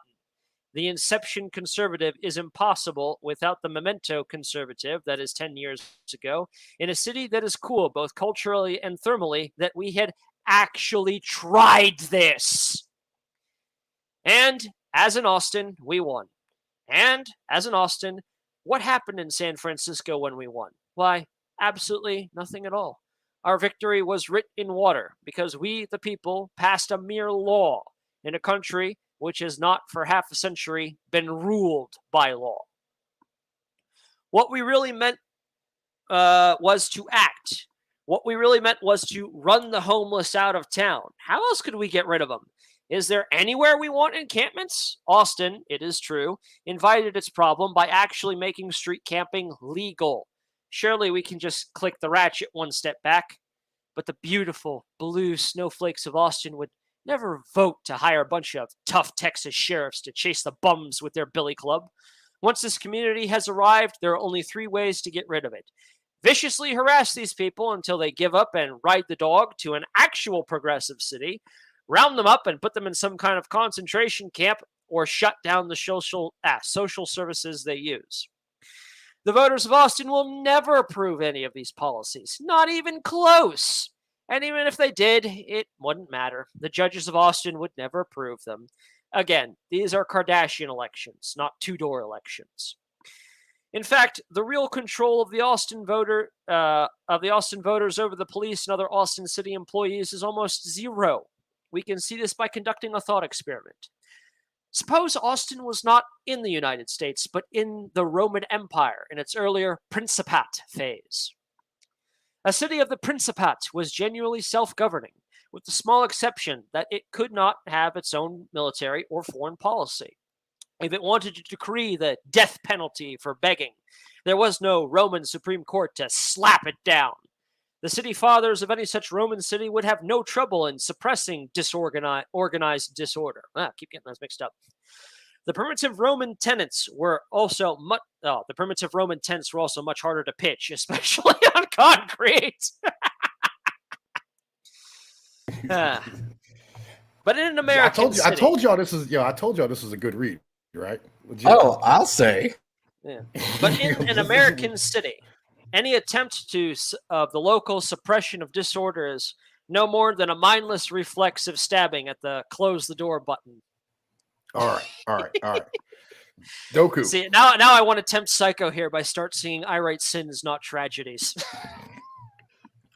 All right. Yo, what you got for me, Pinoid? Doku. I know you've been listening, bro. Like, yeah, yes, I have. Has any of this struck you as being untrue?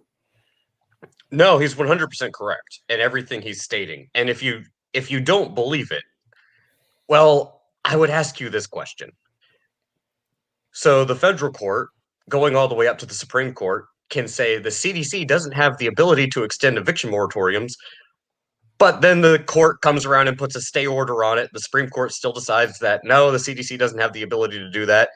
But the CDC does it anyways, and the current president sitting in office decides, yeah, I know this probably isn't legal, but we're going to do it anyways. Again, do you guys think you're winning? You might get one victory here, one victory there.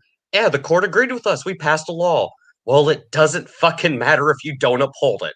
And if that's not enough for you, well, look at what fucking governor of Michigan did when the Supreme Court said, no, Governor Whitmer, you don't have emergency powers anymore. You don't have these special authorities, these special ability. And she tells them to basically go pound sand and does it anyways. Do you really think that having the court side with you is even going to help? Like this guy said, sure, the courts will shoot this down. Yeah, you passed a law. Yeah, it's not good anymore. Okay, well, you can't do it. Or let's say the courts do agree with you. Not going to mean anything unless you can actually get law enforcement to get out there and start whacking people with sticks. And that's the thing. At this point in time, it doesn't matter if you pass a law. It doesn't matter if the courts strike it down or uphold it. Unless you do something, unless there's any action, it doesn't matter. Like, sure, you can't camp out you can't pitch a tent on the sidewalk and live underneath the overpass. But I'm still pitching a tent on the sidewalk and living underneath the overpass and nobody's fucking kicking me out. So did it really matter? No, it didn't. No, it did not. Oh, who spoke up? That's just my little ramble. You guys go ahead. All right. Yeah. I'm saying, like, yo, legit. Like, the problem is that, you know what I'm saying, like, yo, like, and like the whole idea of like taking over school boards, like, to control the critical race theory. Like, yo, who's going to provide your textbooks? Right. Like, yo, who's going to provide your teachers? You know, like, yo, how are you going to fucking feel like, in particular, like, you know, say like you're in a decent size city, like, you know, like fucking Minneapolis or, you know, fucking Kansas City or some shit like that, or whatever, fucking Phoenix, right? Even if you're in a red city and it's a decent size, where are you going to get enough teachers that don't want to teach critical race theory to the fucking kids? Not enough. Literally, homeschooling is the only answer. Yep, that's true. Right? But I'm saying, like, yo, taking over fucking school boards is not it's not going to solve any of the problems that you're looking at. But if you are looking for like legitimately looking for homeschooling material, Ron Paul actually does have a whole series of textbooks. Oh, I feel you, right? But like legitimately, you're not going to get enough fucking textbooks to stand here and, fucking teach a goddamn school, right? I'm saying, to like fucking school kids, and have it be an approved fucking curriculum by the fucking, Department of Education, so that you can get accreditation as a fucking school. The feds will just shut it down. Oh God, no! Like, just by having standards, they would shut you down for discrimination. That's the basic premise, right? Like, out in California, they're lowering the bar again. Just so like fucking black kids have a chance. To like fucking be useless and stay the fucking school. Like all these ideas that fucking like the East Coast conservatives have, these fucking Rush Limbaugh, Sean Hannity types, are fucking retarded. They're all just grifters in the end of the day. And that's what we're getting into with this. We're going to get into some like actual solutions that he comes up with. Yeah. We're going to get into like some actual solutions that this dude has here in a little bit. But like, I wanted to, I've been wanting to do some of this shit and cover some of this stuff, because I think like we can come up with some really great fucking ideas and discussions and shit on this. Really have these type of conversations. And I think Doku's going to end up breaking his fucking brain by the end of this, right? Because like he's going to like, I don't know if he can come up with a better solution than what the fuck this dude does. You know what I mean? Well, before we even get into that, I know I've been rather black-pilled about my commentary on this one, but I do want to drop something slightly more optimistic. What needs to happen is you have to look at the tactics that the enemy, as this author would brand them, and how they actually got to this position in the first place. You don't get to this position of power and influence by just getting one small win or one small court victory, or voting a few people out of the school board and getting someone in that agrees with you and upholding your policies. You do it through persistence, and you do it slowly and methodically. And yes, let's say you do take back all the school boards. You do have judges who are going to side with your decision, or at least be more fair and they're not activists posing as judges. Even in media, you get rid of someone who's not a propagandist and someone who's an actual journalist. But this needs to be consistent, and it takes time. If this pendulum is going to start swinging in the other direction, it's going to take you at least 1 or 2 generations just to get to the point that you want to be at today. This is not something that instant gratification is going to solve. You have to keep the pressure on, and you can't just. There is a way, right? There is a way, but it's it's not conducive to you, right? It's not conducive to most of these motherfuckers listening. It's not conducive to anybody on the stream right now, right? Because it requires us to do something that we're not really comfortable with. That's the point of the whole thing, Tom. I remembers, because this individual is trying for a bloodless counter-revolution. So yeah, that's going to be the long way. We all know what the short way is, and it's not bloodless. No. And bear in mind what this guy is talking about. The way we got here, this all started back in the 60s and the 70s. They've been doing this for a long time. Like he said, it's embers, it's smoldering, it's a very slow burn. But they were consistent, and they kept up the pressure, and they got enough people into enough positions of power that the pendulum of society shifted slowly enough that most people don't realize it. And next thing you know, your son or your daughter goes off to college, and they come back, and it's like, oh, well, I don't quite agree with this thing. Their son and daughter comes back, your grandkids come back, and all of a sudden they hate you, and you don't really understand why, because you weren't paying attention. That's the big problem here. You're distracted about the ball game. You're watching, like you said, Kardashians, mindless entertainment that does nothing but degrade society and push the types of ideals until they become normalized. That's the goal, and it takes a very long time, but it is effective if you keep the pressure on. We need to learn from our enemy's tactics. Look at what they've done. Not in the past year, not in the past 2 years, but in the past 4 decades. Yeah. Then you'll start to see the bigger picture. They are playing the long game. It's time for us to start doing the same. We have to generate energy. Like, all right, go ahead, TK, go ahead. Yeah. The thing that I would like to point out as it's not quite optimistic. I think it's fairly neutral. That I think recent times have really shown how much just random circumstance can change up the board on some of this stuff. I'm well aware that a lot of people think that a lot of what has happened over the last 2 years was completely engineered, but there's a lot of it that is only possible due to circumstance. And in general, if you've got a lot of leveraging of soft power, then you're going to see a lot of stuff that can completely crumble by just a slight shift in environmental conditions, whether that be actual weather or whatever. The main thing is that for the last probably about 40, 50 years, these leftists have capitalized on every crisis, every change in situation that has happened. If we can start doing that at least 50% of the time, I think we would actually end up netting out victory there. And that's not even necessarily something that disagrees with any particular tactic. It's just pointing out that as long as we're afloat and aware of opportunities, that because of the nature of the beast here, that random circumstance will just by its very nature create a massive opportunity at some point and create massive vulnerabilities to ourselves at other points. Like, it's just the way it is when you're leveraging soft power.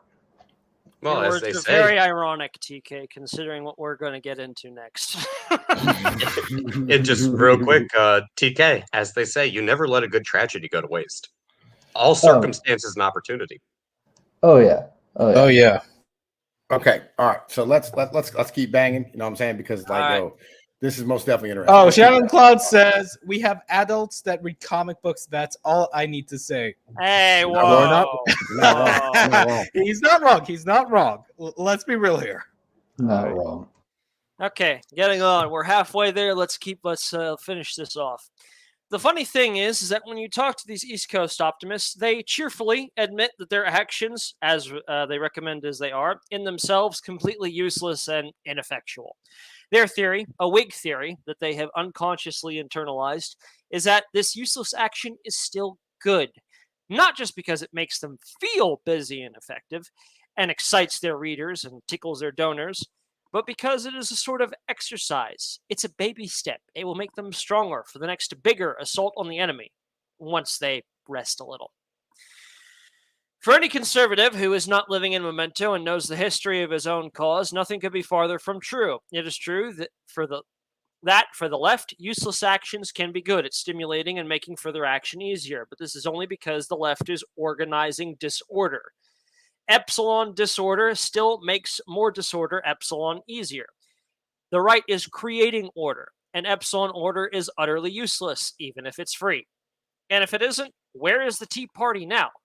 The actual effect of ineffective action on the right is what psychologists call learned helplessness. Rats hate to drown. If a rat is swimming around in a water tank and finds a platform he can stand on, he will leap onto it with excitement. If the platform then submerges automatically and this cycle repeats a few times, the rat will not bother to climb up. Here's a clinical model of depression in the rodent. Side-eyes TK and his analogy of swimming there.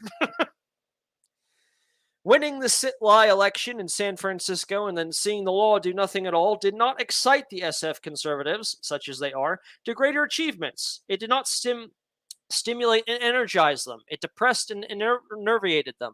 Once they realized they could do nothing, they stopped doing anything. When you invite conservatives to ineffectual action, you are burning out their energy. You are taking a scarce and vital resource that is essential to any actual victory, using it to make a little money, have a little fun, and write a little prose, and then pissing it away on the ground in a way that helps no one or nothing. Yes, objectively, you are the very sinner in my West Coast caricature. I wish it wasn't so. Speaking of which, the West Coast program. The West Coast dissident is not really a pessimist. He is an optimist. He is a pessimist about your plans, trads of taking over the school boards, etc. He is an optimist about, well, obviously he's an optimist about his plan, but who isn't? The only way he can manage the conflict of interest is to present his plan in the form of something that happened somewhere else in the past. This example will not be quite right for us now because it comes from them there. On the other hand, it will be real, or mostly real. Following Carlyle's example with the Dr. Francisca, we present the story as it should have been, and mostly was. Kind of. Our story takes place in the so-called Arab Spring, in a little country called Egypt. The Arab Spring was a systematic infliction of organized disorder by a new generation of State Department officials, less willing to make unprincipled exceptions to their West Wing principles for the sake of stability across the Arab world. Only the strongest and stablest regimes survived this evil wind of change. Egypt was ruled by an ancient, artificerous dictator, Murbach. Once someone at the state got the words Murbach must go onto Barack, no relation, Mubarak. Obama's teleprompter. Yo, it's Mubarak, nigga. Okay. Onto Barack, no relation, Obama's teleprompter, Mubarak had no choice but to go. If they carted President Obama off to Germany, tilted him upright, and had him say Merkel must go, they probably could have started a civil war in Germany. Few or no living men have seen the limits of soft power. Egypt, like all third world countries, has a globalized smart fraction aristocracy with Egyptian passports, American diplomats, and Davos ideas. These people hang out in a little island on the Nile called Zamalek. So let's call them Zamalekites. Fans of the Arab Spring show may remember Google Guy, the Google marketing manager who symbolized Egypt's inspiring transition to democracy, the perfect Zamalekite. Democracy. The reasoning was as follows. Democracy is the best form of government. The best government is government by the best people, and the best people are Zamalekites. Therefore, the best government is a government by the Zamalekites. Wow. Of course, these people are only 0.5% of the Egyptian population. Heck, they're only 20% of the American population. Don't worry, there are ways to solve these things. And yes, we still call it democracy. In Egypt, there are two other voting blocs. The lower middle class, who are always the support base of the populist big men like Trump, Hitler, or Mubarak. And the lower class. It's Mubarak, man. Mubarak. Am I seeing an R there where I shouldn't be? Okay, Mubarak. All right. Mubarak. You know, remember Mubarak? He was like the fucking president of Egypt before fucking the Muslim Brotherhood took over. Yeah, I don't know. I didn't pay attention to Egyptian politics. God, yeah, well, Mubarak. You know, like it was like you were in the military when all this shit was going on. I mean, so I figured you probably fucking heard about it. We were more focused on Iran, Iraq, and Afghanistan. Egypt wasn't even really on the radar. Well, yeah, the Muslim Brotherhood was working with Iran and the fucking Palestinians to fucking destabilize fucking the guys that strip and shit. All right, you know what I mean? All right, yep. So let's see. Support base of populist big men like Trump, Hitler, or Mubarak, and the lower class of the eternal Egyptian fellaheen, who supported this awesome, spooky, and extremely based organization called the Muslim Brotherhood. Speak of the devil. Comparing Mika Meadowcroft's book club cadres to the Muslim Brotherhood is like comparing the Girl Scouts to the Hells Angels. For one thing, the Brotherhood is almost 100 years old. You can't say the brothers aren't patient. So the idea at stake was that democracy in the Egypt world would work as follows. The people would elect the Brotherhood. Then the Brotherhood, being ignorant religious fanatics and having no idea how to govern a modern country, such as the new dynamic Egypt, would become moderate Muslims and turn all the actual decisions over to their big brothers, the Amalekites, who in turn, if they needed any advice, would find it served in generous portions by the embassy. One old knot in the hair of the global American empire would be combed out sleek. Is this not progress, turning Egypt into Idaho? Unfortunately, things did not work out this way. The brothers were indeed elected. The problem, though, was that they seemed to actually believe all this Muslim stuff. While they had no idea how to govern a modern country, they also had no inclination to put the Zamalekites or the embassy in charge. Instead, they governed bizarrely, and everything went to hell. The Mubarakites were mad because the tourists weren't coming. The economic trouble trickled down to the Fellahin, and even the Zamalakites were out of the frying pan and into the fire. Fortunately, the Mubarakarites were not Americans. They had no significant exposure to the great American tradition of constitutional democracy. They had not read Jaffa or Jefferson, Dewey or Kirk, Hayek or Scruton. The Mubarakarites, though occupying much of the same social and economic layer as the American kulaks who supported Trump, had a gigantic advantage: better leadership. Moshe Dayan said that the secret of Israel's victory was fighting against Arabs. Politics, too, is fighting, a different event with different rules. In the politics event, the Arab, especially the Egyptian, is just a beast. Critical race theory often shows you difficult truths you don't necessarily want to hear. Since the Mubarakites had better leaders than our kulaks, they chose a better strategy. Most of our political strategists see only two strategies: exit and voice. Additionally, there are three: exit, voice, and reset. Voice is the exercise of power or influence over the present regime. Reset is the replacement of the present regime with a successor regime. The action of Allied forces on the governance of Germany in 1945 was not voice, but reset. Before a regime can be reset, the old regime must be defeated. There are two kinds of reset: capture and transfer. In the uglier but more common case of capture, the force that defeats the old regime is itself the new regime. In the delicate yet elegant clause of transfer, the transitional force is separate and ephemeral. Now, the Mubarakarites... Ephemeral. Yeah. The Mubarakarites, kulaks of Egypt, quite spontaneously, I would like to think. You may read the real story, or such as Wikipedia knows of it, but I will tell you as if it was pure, came up with a simple solution: a movement called Temerad. Had the Mubarakarites been into voice, they might have tried to influence the Muslim Brotherhood, reducing the hours of Islam in the high school curriculum, or the size of the stones to be thrown at adulterers, or whatever. Had they been into exit, they might have all flocked to the mouth of the Nile and set sail on traditional reed boats like Thor Heyerdahl. Instead, they were into reset, and the goal was to replace the Brotherhood regime. The method of Temerad was simple and carried out with simple technology.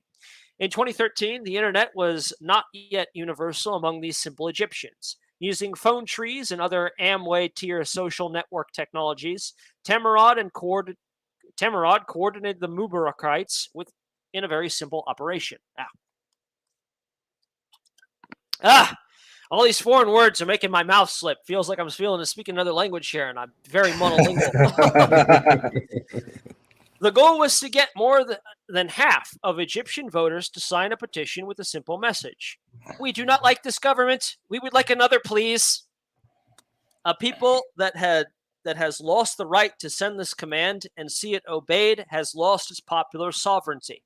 Once popular sovereignty is lost, the only way to recover it is to find some way to send this command and have it obeyed. This was especially easy in Egypt in 2013. Egypt in 2013 had a feature that America lacks: an existing institution prepared to become the next regime. This, of course, was the Egyptian army, also the backbone of Mubarak's regime. Not really something you want to put up against Israel, but retaining many based British Empire traditions and more than adequate to deal with any number of mullahs.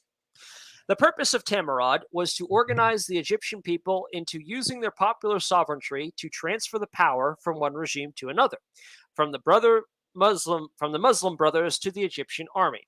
Any kind of reset, transfer, or capture is unconditional. No organ of the old regime can offer any resistance at all to the new, and total.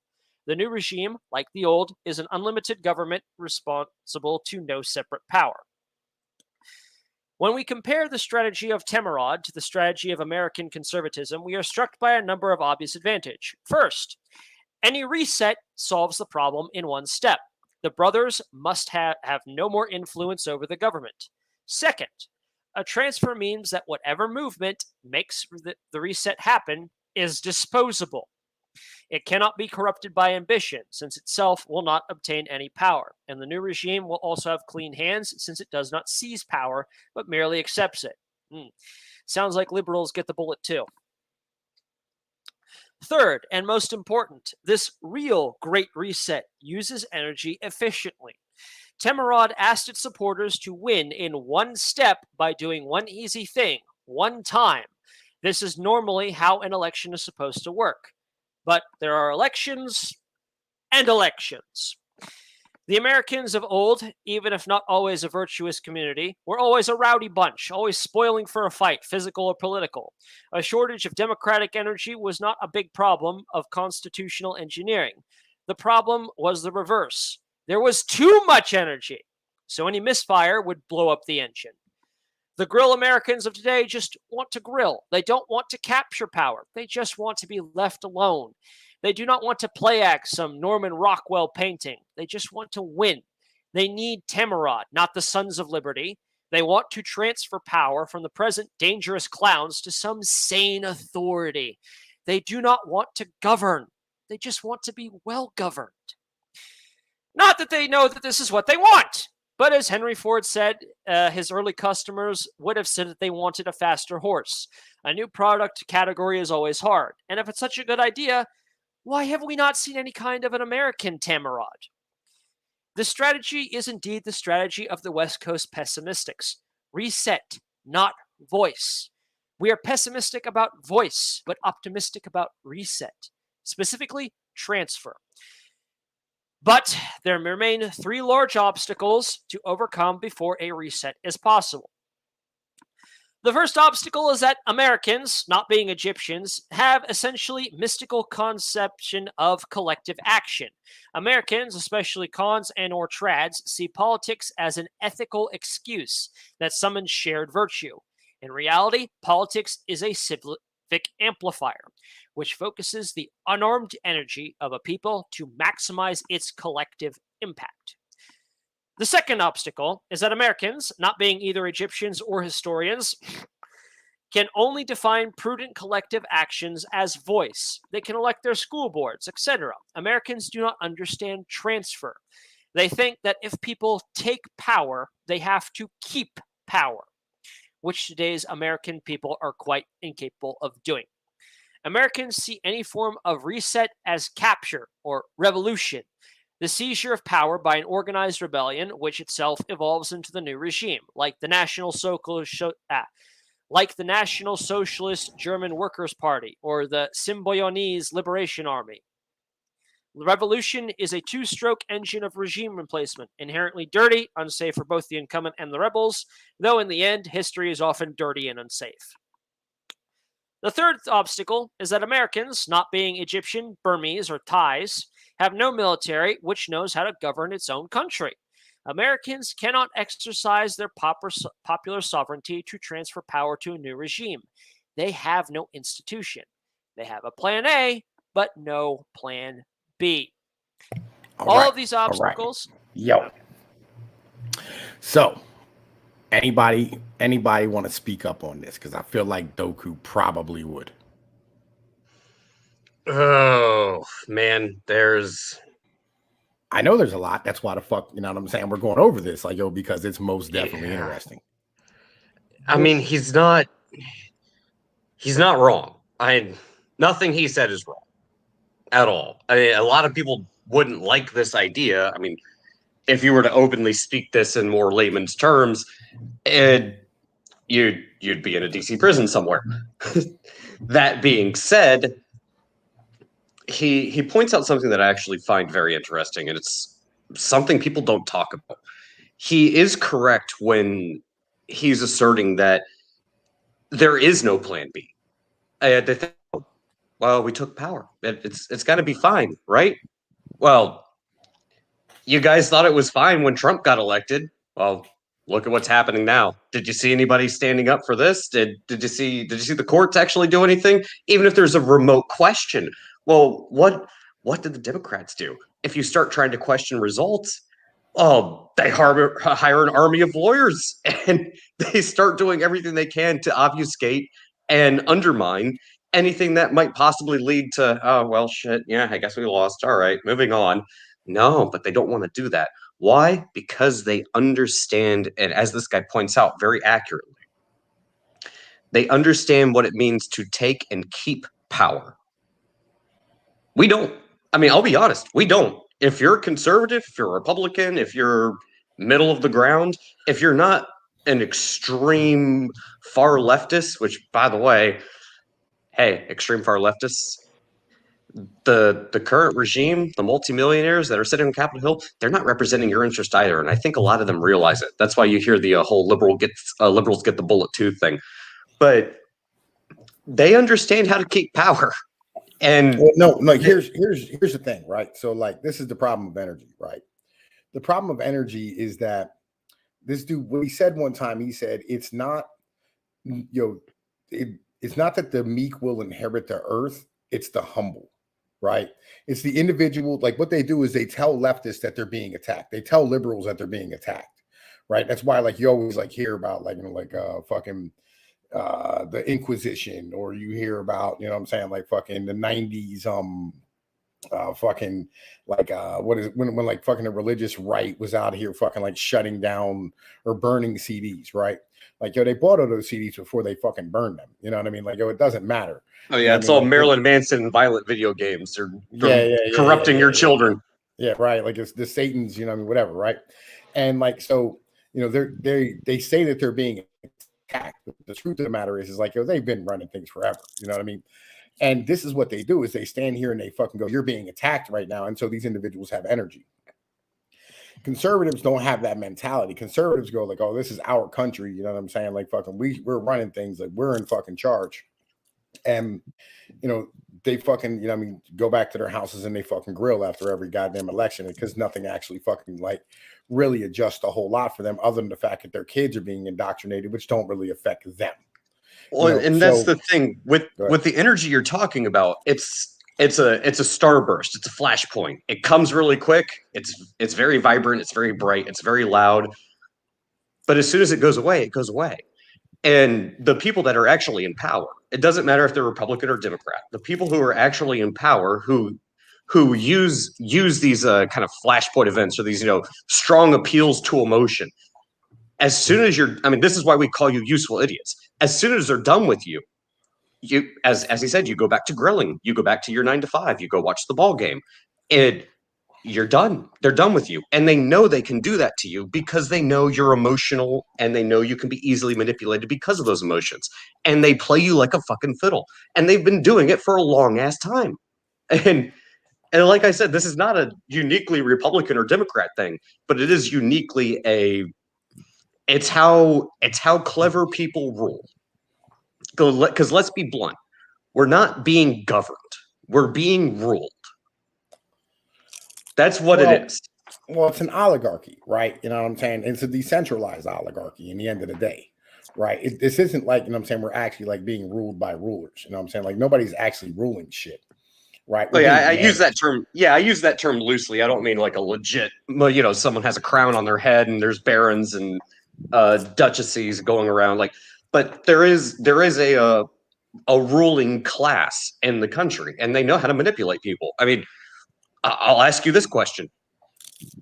Is it easier for you to buy something off of Amazon, or do you want to click the website link and buy it from the actual website?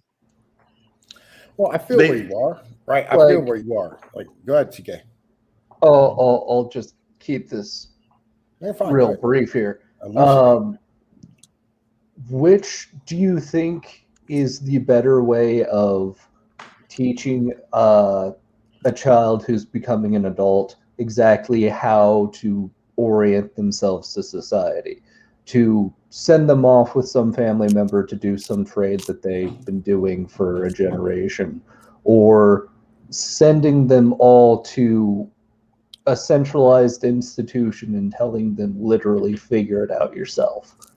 Like, the more I actually look at the way we do our education system, like, the more I realize that, like, it's got about the same success rate as throwing cats into burlap sacks and then, tossing them in the river. Like, that is effectively what you're doing to your kids' brains when you're doing it through public education. If I had to pick one, I would say I'd say the first is better, but honestly, that goes into a different topic, so I'm only going to touch on it briefly. If you don't teach your kids well, if you don't raise them properly and you don't actually teach them how to think for themselves, they're screwed no matter what you do. But if I had to take a pick, I would rather them go off with someone I know is going to teach them well and not try to indoctrinate them or manipulate them or try to, you do as I say, not as I do, and you have to think the certain way, otherwise you're gonna get an F and then get kicked out of school and you're gonna be screwed and you're gonna have to work 3 jobs to pay back your student loans. It has less chance of failure. Neither are guaranteed though. So if anything, to be blunt, the big problem we have right now is that I don't think parents are nearly as involved in their kids' upbringing, and they don't teach their kids. They expect somebody else to do it for them. It's like, nah, dude, you're the parent. You need to teach your kids properly.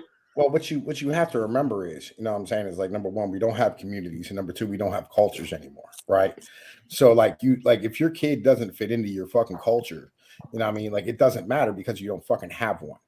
If your kid, how often are you really going to bring your kid around, other fucking people's kids or other adults that and have them fucking embarrass you with their fucking socialist nonsense? It doesn't happen anymore.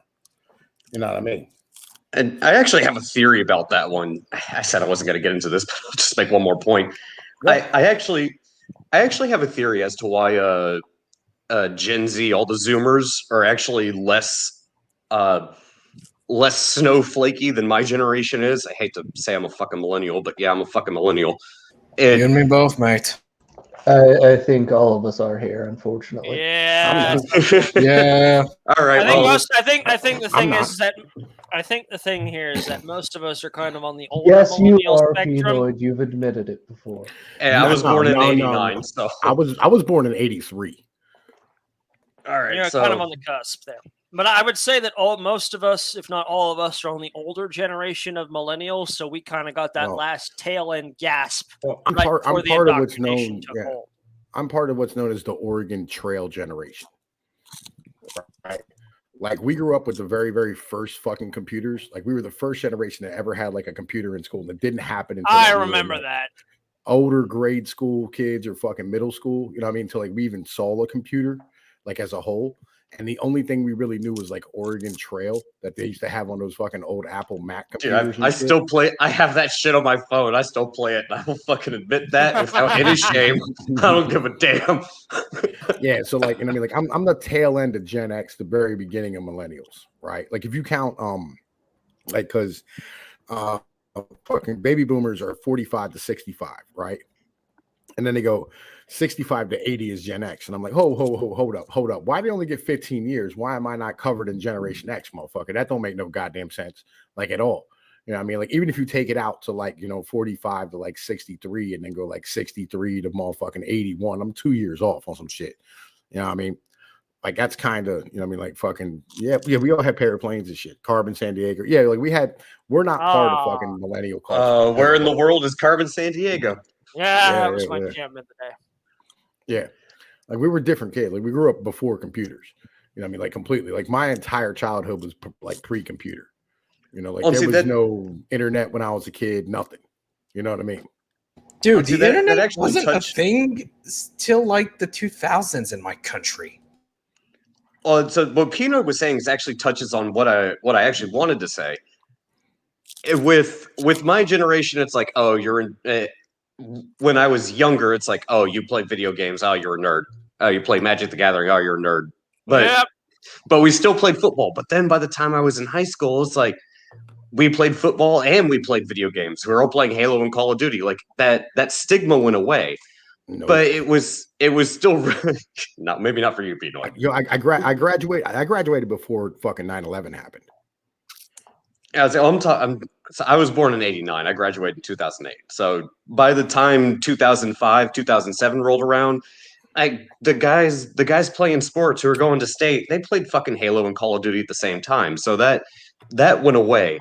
But what I've noticed has changed with like my generation's like, oh my god, you're saying mean things to me, because yeah, that they were bullying was in my opinion, a good thing. You walked into any COD room, and if somebody didn't start screaming about how they were going to basically go to your house and beat you up because they were going to hack your IP on a Game Boy, because they were going to fuck your mother while they were at it, you obviously weren't playing COD. Well, and that actually is part. That is part of my point. Sorry, let me just finish this one real quick. Go for it. When we had the whole participation trophy generation, like, oh no, I'm being bullied, let me go tell the teacher. That shit happened around, like the 90s to the early 2000s. But you have the fucking Zoomers coming out who are completely against that shit because they grew up in fucking Call of Duty lobbies where they're all talking shit to each other. And it's like, I don't need to go tell the fucking teacher. I'm just gonna fucking spurg out on you like a freaking unhinged lunatic. And they're rejecting this like far left fucking snowflake hand holding bullshit because they've been living on the fucking internet with fucking animosity, and they live it and breathe it. They fucking revel in it. I think that's why the pendulum. I think that's what they do. Well, I think that's why the pendulum is shifting, is because these kids grew up as basically little fucking savages, and they're growing up to be big fucking savages. They know how to be savage. They know how to be savage. Well, they're internet people. You know what I'm saying? That's like that whole fucking that big ass beef that happened, a couple of weeks back or whatever it was. You know what I mean? And like fucking Vlad tried to troll people with bestiality porn of a dude fucking a Siberian husky, right? You know what I mean? And like he sent that shit to me, and I was like, bro, is that a Siberian husky or is that a Malamute? Because I can never really fuck with It's like, Tom, I've seen it all before.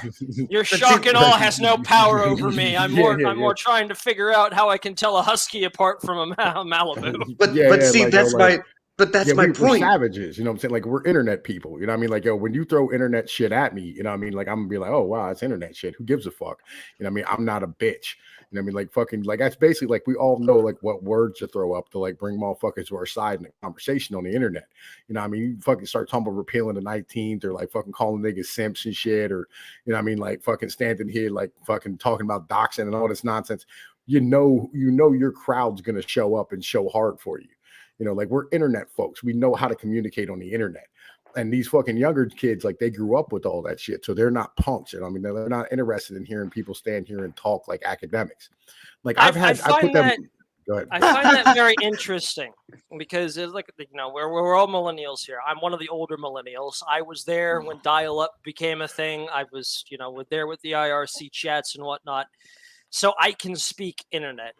And, if I get into it with it's an odd thing hearing that if I get into it with a Zoomer, both of us can go at it. And then like real men back in the day, we'll fight. And then when the fight's over, we both have black eyes, shiners and whatnot. We're smiling. We pat each other on the back and we go have a beer. That's kind of where I'm getting from. But it's like these people, the younger millennials, the people between me and the Zoomers, they're the ones who get all butthurt about everything. And that's because they never had the chance to actually, first off, they never got the chance to actually be bullied in real life, which means they never got the chance to actually fight their bully. They were told to run to the teacher. They were told that don't punch anybody, even if they punch you. Violence is bad. Here's what happened in 92 or 93. Columbine happened, right? And like fucking, there was zero tolerance for anybody fucking with anybody at school for like a good 5 or 10 years. And so like nobody and there was no internet at that point to toughen motherfuckers up, and nobody was going outside because at the same point, like there was all these fucking people were like moms and shit were like fucking getting sent emails about like fucking pedophiles like running all over the neighborhood. The news were like covering every time like a kid got abducted by his father, as if like, children were being abducted in the street all the time. You know what I mean? So like those fucking kids grew up with nothing. Like they had nothing to fucking solidify. I mean, that's where this millennial generation came from, especially like the younger ones. You know what I mean? Anybody born from like 90 or like 88 to like fucking 96, something like that, or just, usually softer than fucking Pop-Tarts. You know, I mean, that tends to be how it works. Pinoid, I'll tell you this much. I was born in '89, and my fucking high school, my junior year. Well, first off, I was born in the 80s, dude. Dude, I was born in '95, and I went to an all boys high school, which was basically no campus, the entire campus where most of the buildings are outdoors. And we were practically close to a swamp, and majority of the students are black and Hispanics. I had to toughen up. Dude, listen to this bullshit. When I started school, Reagan was president, and the crack epidemic was at its height. Shit, man. I mean, when I was younger like that, and I went outside, I lived in a goddamn suburbia cul-de-sac, but our parents made us play outside. This is what I want to talk about, though. I got shot in 1993. Well, fine. This is what I'm saying. Like, millennial. Like, am I a millennial? I don't think I like fit in with y'all mold. Like, there was mad amounts of shit that like us older motherfuckers who were born in the early 80s went through that y'all have no fucking idea about. You know what I mean? Like, by the time you came of age, like, it was fucking law and order, criminal justice. Like, George Bush had came through and shut everything the fuck down. You know what I mean? Like, the fucking incarceration rate jumped like fucking 195% in like 3 or 4 years. You know what I mean? Like, it was like a whole, it's like that shit that they were talking about in this fucking earlier part of this fucking essay and shit. You know what I mean? I mean, not for me, dude. I fucking grew up in a sailor's town in Norfolk, Virginia. I got fucking stabbed when I was in 8th grade. That shit sucks. You're from Virginia. I get it. You know what I'm saying? Like, that's, motherfucker be lunching on Virginia. Like, you want to hear some crazy shit? Like, that's my fucking jam, Talbot. I know that. No. The thing I wanted to say is like, when I was in fucking high school, they banned fucking dodgeball because it was too violent, and then one fucking parent complained that her kid was having back problems because we were doing sit-ups on the fucking hardwood floor and the fucking gym. So rather than doing anything about it, they just banned doing sit-ups. Like, that's the bullshit I'm talking about. It's like, dude, work the fuck through it. I remember being in 6th grade and like there was females getting caught in the back of the classroom having sex. Jesus. Right. Really? Just like right there in the open. Yeah. Right. Wow. Like, I remember being in junior high and hearing stories from females' mouth about how like dudes were handcuffing them to fucking water heaters and shit. You know what I'm saying? In like the middle of the goddamn woods and like fucking the brakes off of them all weekend.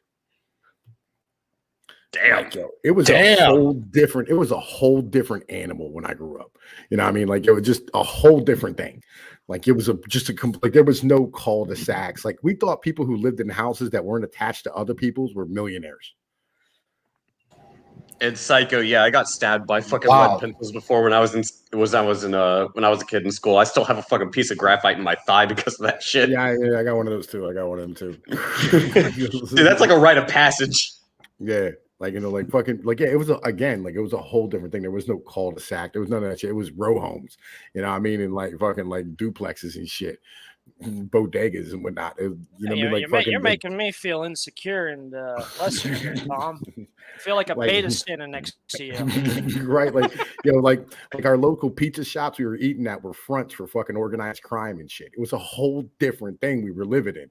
Legit. You know, I mean, like a local chicken shop had like it was ran by a fucking coke dealer who's looking for a fucking place to launder his money, right? Dude, that's the fucking bar I used to go to back when I was like 16, 17. It's like, as long as you don't make a scene, as long as you tip well, you don't make a scene. I don't give a fuck. I'm not gonna check your ID. It's like, sweet, I got a place to drink. Right? Like, we used to have like there was a pool hall, right, that we could go down. We went to, and it was like underground, right? Like, it was like fucking downstairs in like an open strip mall. And we used to go down there, give the bouncer $5, and we were like 12 years old buying cigarettes out the machine and motherfucking playing pool all day long at like 13, 14 years old. Oh, dude, I feel you. I would walk fucking back out on the loading dock at my high school, and there's always one teacher who would always smoke, and I would go out in the loading dock to smoke, thinking no one's going to be there. It's like, you don't tell anyone, I won't tell anyone. All right, cool. come back in. It's like, why do you smell like smoke? I just had to take the trash out. That's fine. Don't have questions. He got work in the morning. Right. But yeah, legit, you know what I'm saying? Like, this is, you know what I'm saying? Like, it was a whole different animal back then. You know what I mean? You got to remember, like, this is, all the mills were closing down. It was peak crack epidemic. You know what I mean? Fucking, like, there was no suburbs. Everybody was either poor white trash or Puerto Rican or black. You know what I mean? It was fucking just a whole different way to live completely. You know what I mean? And everybody was hurting. Like, my fucking family was all organized crime back in the day. So, like, they had all gotten locked up in the 80s. You know what I mean? It's like we were in fucking poverty. You know what I mean? Like, it was just a whole different thing. And that's the thing, dude. Like, when I moved from Norfolk up into like the Northern Virginia area, it was weird, dude. It was a legit culture shock. I'm like, wait, you guys don't drink and smoke, but you're like 17, 18. Like, the fuck do you mean you don't drink and smoke? Right, right. They're like, no, that's bad. Like, what the fuck? Like, what do you mean it's bad? Do your parents drink and smoke? Yeah. Dude, I've had cousins as old as 15 to 17 when I was at my mom's home village that were drinking beer and smoking and nobody gave a fuck. Yeah. That's what I'm saying, dude. There was houses you knew you went to, you could just smoke and drink whenever the fuck. You grab a beer out the fridge and nobody would give a fuck. You know what I mean? Like 13, 14 years old. It was a normal thing. That's what I'm saying. The suburb shit is weird. It's like, nah, drinking and smoking is bad. That's what delinquents do. Motherfucker, your dad is drinking a beer and smoking a cigarette right in front of me. when I was 20, I used to know this girl. She had 2 kids. One of them she had like 14. The other one she had like 16 or 17, right? So this kid was like 7 or 8. And we used to ask this kid, we'd be like, yo, Trent, do you drink? He'd be like, nah, I quit, right? Because like, he used to walk around and finish motherfuckers' beers and shit at like 3 and 4 years old, and nobody gave a fuck. Dude, the first time I had a fucking drink, I was like 4 or 5. All right, dude. I had like a 15-year-old goat cousin get knocked up by some 26-year-old dude in the village. Nobody gave a fuck, and she came out pregnant. Yeah, we had a daycare center in our high school. You know, we had a fucking probation officer who had an office in our high school. Like, all of us had goddamn fucking ankle bracelets on as kids. Like, it is what it is. Anyway, let's finish this motherfucking essay up, right? You know, I feel so out of depth. Moving on. All right. Nah, we're like on the thing there. Okay. All right. So, all of these obstacles, the West Coast dissenter asserts, are solvable. More important, they are solvable quite safely and legally under the present regime. While an American regime change is not ready to happen, it is ready to be made ready to happen. And there is no reason to delay this, since America gets weaker every day. Best of all these obstacles can be solved by the conservative and traditionalist intellectuals themselves. All they have to do is fall backwards into the bathtub a few more times. It is not really hard to understand why reset is better than voice, and transfer is the best kind of reset. As for designating an alternate regime designed not to capture power, but to accept power, who better but conservative and traditionalist intellectuals? Needless to say, such a regime which must actually be built, but which must be designed before it is built, has nothing to do with old 20th century government. There is no reason for the new regime to share any architectural features of the old. Why would it even have school boards? Not a rhetorical question. But do Americans, even American kulaks, even want to replace their government? No, of course they don't. They are sensible people. Sensible people don't waste their time on wanting anything impossible. Why would they? If they had a plan B, they might want a plan B. But since all they have is a plan A, all they want is a faster horse. Learned helplessness is reversible. Once there is a real platform for the rat to climb onto, he just has to be persuaded to do it. To solve our political problems, all we have to do is build a platform and persuade enough Americans to climb onto it. Moreover, who is always trying to convince Americans, especially American kulaks, that all their problems can be solved by voice, basically by shouting louder? These very same political intellectuals whose strategy for victory is to just make their voices angrier and more noisy. It certainly drives up their click rates. This is, in fact, the job of any pundit. Picture how much more intellectually exciting, even if the work was never used, as is with most designs, we could make the job of designing the next regime, let alone building it, at least to the point where it can be quickly and effectively activated by the popular will, ideally in an election. This work will take money and will take plenty of money and talent. This money and talent right now, however, is invested in convincing grill Americans that they don't need to do any such work, since shouting more loudly at their local school board meetings will surely do the trick. The money and talent right now is effectively on the side of the gay incubus. Cream, sir? Well played. All right. So, you know what I'm saying? Like, yo, this is why, like, I wanted to cover this, because I thought it was kind of important as far as stuff's concerned, right? Like, do we actually want to make a fucking change? And ad hoc, I think, is kind of an important addition to this, because ad hoc's a military motherfucker, right? Do we want something other than what we have right now, or do we want to keep doing bullshit that doesn't work? Oh, I'm all for a change. Well, the question you're asking me is, should we actually transition towards a military overhaul? What I was getting here is that they basically transfer power to the Egyptian. No. What are we looking at? The question is, do we want a different type of government? Do we want a different type of government? My first instinct is to basically say a different type of government. Not really. What we have has worked. The problem is not so much the system into and of itself. The system has withstood the test of time. The real problem I see, and this is something that I've actually rudimented on for quite a minute of time, is that the individuals that are currently holding those positions, and this is actually a question I wanted to pose on air like this one. Yeah, the question I kind of want to pose is, who do you consider the greatest presidents to have ever held the office, and have they done a good job? You can choose from any of the presidents we've had. Doesn't matter if it's in the far distance or recent time. I would say like John Adams, Jefferson. Trying to think here, man. Fucking presidents I actually like agreed with or liked that did something that I fucking, would. I like Theodore Roosevelt and probably Trump, as far as I'm concerned. I think we're the best fucking presidents. Yeah, Navi Doku, you got any offers to throw in the hat there? Yeah, I'm going to agree with Trump, not because I voted for him or because I'm a conservative, but the fact of the matter is the dude did the job basically for free. And that's not something you see in the modern era. It just isn't. When you lead by example, you put your money where your mouth is. And the dude lost money while being in office. So that's something that people don't talk about. But that's the reason I'll say Trump. I don't agree with everything the guy did. Don't get me wrong. I don't subscribe to the cult of personality. He did a lot of stuff I don't like. But the other one I'll say is Washington.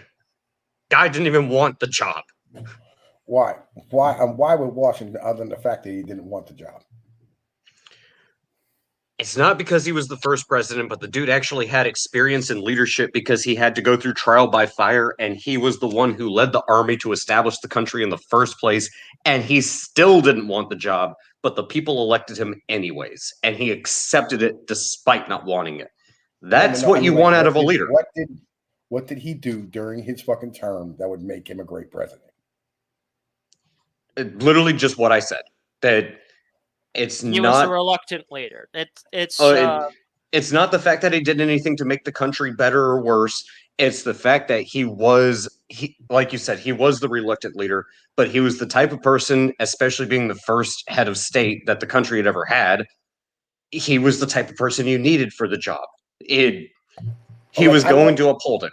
I'm gonna tell you what Action Jackson said. Andrew Jackson. Like I do like Andrew Jackson as a person, right? Like he's probably one of my favorite historical figures of all time as a whole, right? I mean, like as far as presidents are concerned, like yeah, he killed the bank, but I don't know what else he really did. As far as stuff's concerned, right? And Washington didn't make us exist, legit. Like you could have elected anybody. Anybody from, fucking Ben Franklin to Jefferson to fucking Adams, and it would have worked the same goddamn way. You know what I mean? Legit. And there wouldn't have been any absolute fucking power. It would have just went to, the political fuckery, that happened. To be real with you, George Washington's fucking whole goddamn fucking presidency was run by motherfucking Alexander Hamilton. Oh, and I would pose this question because I am firmly of this opinion. Okay. If you have somebody who's in a position of leadership, and if you look at them and go, well, what did this one individual do? And if you can't really come up with anything, but you can still say, did the country fall? Was the country better at the end of their term? If the country as a whole was better, if people were happier, but you can't think of anything this one leader did, that's the sign of a good leader. I don't think so. I don't think so. No, I see where he's getting at, and that's one of the things you also have to think about Pinoid, is that it's not even so much as that, we could say that a great president made the country better. Their actions while they were in office made things better. The mark of a good president is that the country is still intact and not going down in flames at the end of their presidency. Now, I can sit here and ask the question, who do you think was the worst presidents that we've seen so far? And I'm sure that all of you could rattle off a whole bunch of names and why they were so horrible, because the country was worse off at the end of their term than anything else. Which goes back to, it's like if you're indifferent to a president, they're considered a good president because they maintained a steady course when everything was all well and good. If they weren't notable, they were good. And that goes back to the reluctant leader. The one thing that the military especially has done as well, even in the gaming group as well, the best leaders are the ones who don't want the job. Why? Because they're less likely to be fueled by ambition, which in turn will lead to corruption and inevitable, corruption style through this. The ones that want the position are the ones most likely to turn to corruption. Okay, hang on a minute. I got to push back on you, right? Because there's push back on me. Right, there's a couple of generals who wanted the power and who deserved the power and who legitimately, you know what I'm saying, we should, fucking have days named after them where everybody has off work to celebrate them. You know what I mean? For instance, Patton, right? And MacArthur, right? These are amazing generals. Who was the guy who organized the bombing campaign of fucking Vietnam and fucking Japan? Are you talking about was it McCarthy? I thought it was Kissinger. Wasn't Kissinger? What? No, it wasn't Kissinger. Right, the guy who fucking organized the firebombing campaigns of goddamn fucking Japan and goddamn Vietnam. Yeah, fuck it, I'll look it up. Yeah. Reeling back all the way back to where I was getting to the point on, do we want the change? We can name a number of good people and great people that have held the various titles that we have had in that we've had in this. So I would say that logically, the position itself is not the issue. It's the people in that position. And that's part of, where it comes from the military. Respect the rank, not the individual. You salute the rank, not the man. If you don't like the man, you still show respect to the rank, even if you hate the guy wearing it. So as far as changing what we have now, I would say it stood the test of time. Don't break what doesn't work. What is not working is the people that are currently in those positions. If we were to make a change, I would say get the people who are in the positions that are not necessarily the people who shouldn't be in those positions, get them out, and then fill those positions with the people that need to be in there. And this gets into the tricky part: is who should we put into those positions? And Pino, were you talking about Doolittle? No, B-2 bomber. No. And so, in other words, you can't really abolish the system. You can get rid of the people in the system, but the question is, who is it we really want to run these systems in the first place? Oh, you're talking... Again, you have to understand that the system we have now has fundamentally not changed since its inception. There have been some alterations, but as a whole, it has withstood the test of time. And Pino, you're talking about General Curtis LeMay. There we go, Curtis LeMay, motherfucking like he gets a really bad rap. But I'll be honest with you, Curtis LeMay was one of the best generals in the history of the United States fucking military. Like real shit, you know what I mean? But anyway, so all right, here's the mentality ad hoc, and this is this is why like we're gonna do more of these readings so you can understand some things because like, and it's gonna help everybody else learn as well. I don't think any of the fucking people who we elect are actually in power. I think we could elect a fucking turtle to the fucking president of the United States and nothing would change. You're not wrong. You're not wrong. I mean, the president only has control of the executive branch, which only controls the military, appoints the judges. They do not fucking actually. And usually it's the cabinet it's the cabinet it's the cabinet of the president that makes all the decisions. I think Navi, what Pinoy is talking about, Navi, is the issue that comes up around election time. The donors, basically the big donors, the people that bankroll these people's attempts at running into that. Not even. It's more along the lines. I think that for the most part, bureaucrats are running things, and that's why, like, the system is massively stable, right? But it's not under the control of any of the United States citizens.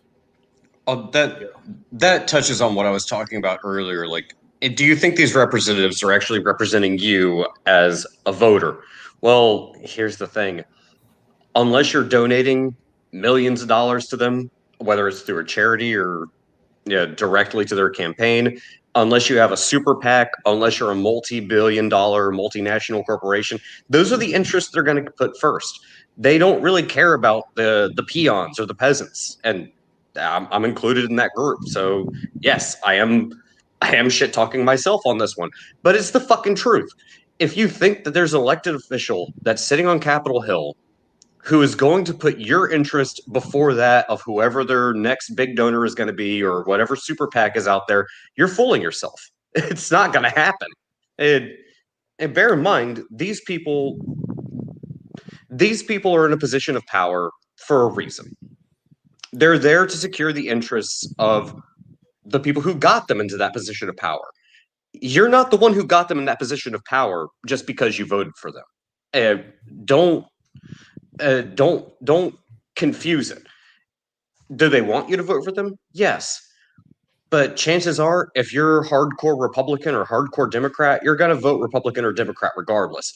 The ad campaigns that go to try to sway the voters who are on the fence or try to get out people who are never planning on voting to begin with, but they think I need to go vote because otherwise, my world is going to collapse. Because you've been fed a bunch of nonsense by the mainstream media, the same media that actually donates to these super PACs and charity organizations and funds these campaigns. You're not the target audience, and you're not the people who they're actually representing, because you're not the one that keeps them in power.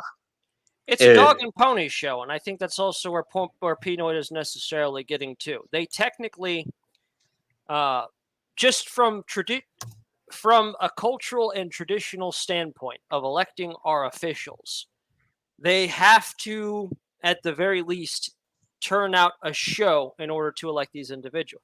Look at the last election. Because it was suspect, people have effectively been calling it a sham, and that's not necessarily what the people interests want. I think that's why back in the day, a long time ago, this did hold true. The people that were elected did represent the individuals. But as private entities, private interests, corporations, and everything else figured out that they could use this to leverage their interests better on, they started donating more money. Well, why are they donating more money? Well, now they have to figure out why they need to get a reason hole in there. And that's the whole dog and pony show of the campaign trail, a reason to spend all that money so they can filter all that in and, make it look legitimate and then have the election. I think that's part of the problem there, is that the election really has just become nothing more than a dog and pony show. Once upon a time, yes, it had real meaning. That's why it's practically tradition at this point. And if that tradition gets bucked even the slightest, people are going to get upset. Well, I had said this before. I said it yesterday, actually. And I say it every time I get the opportunity to. If you're blindly tolerant of everything, you're going to tolerate that which openly seeks to destroy you. Because if you don't, then, oh my God, you're intolerant and you're evil. And yeah, we can't have that now, can we? Can't have standards. Ha! Yeah, so true. But the other problem is this. The easiest state to corrupt is a free one. And what we see with how America, the great American experiment, because let's be honest, we're a relatively new political entity on the world stage. Very powerful, very successful, very rapidly, but relatively new by all standards. But we were a free nation.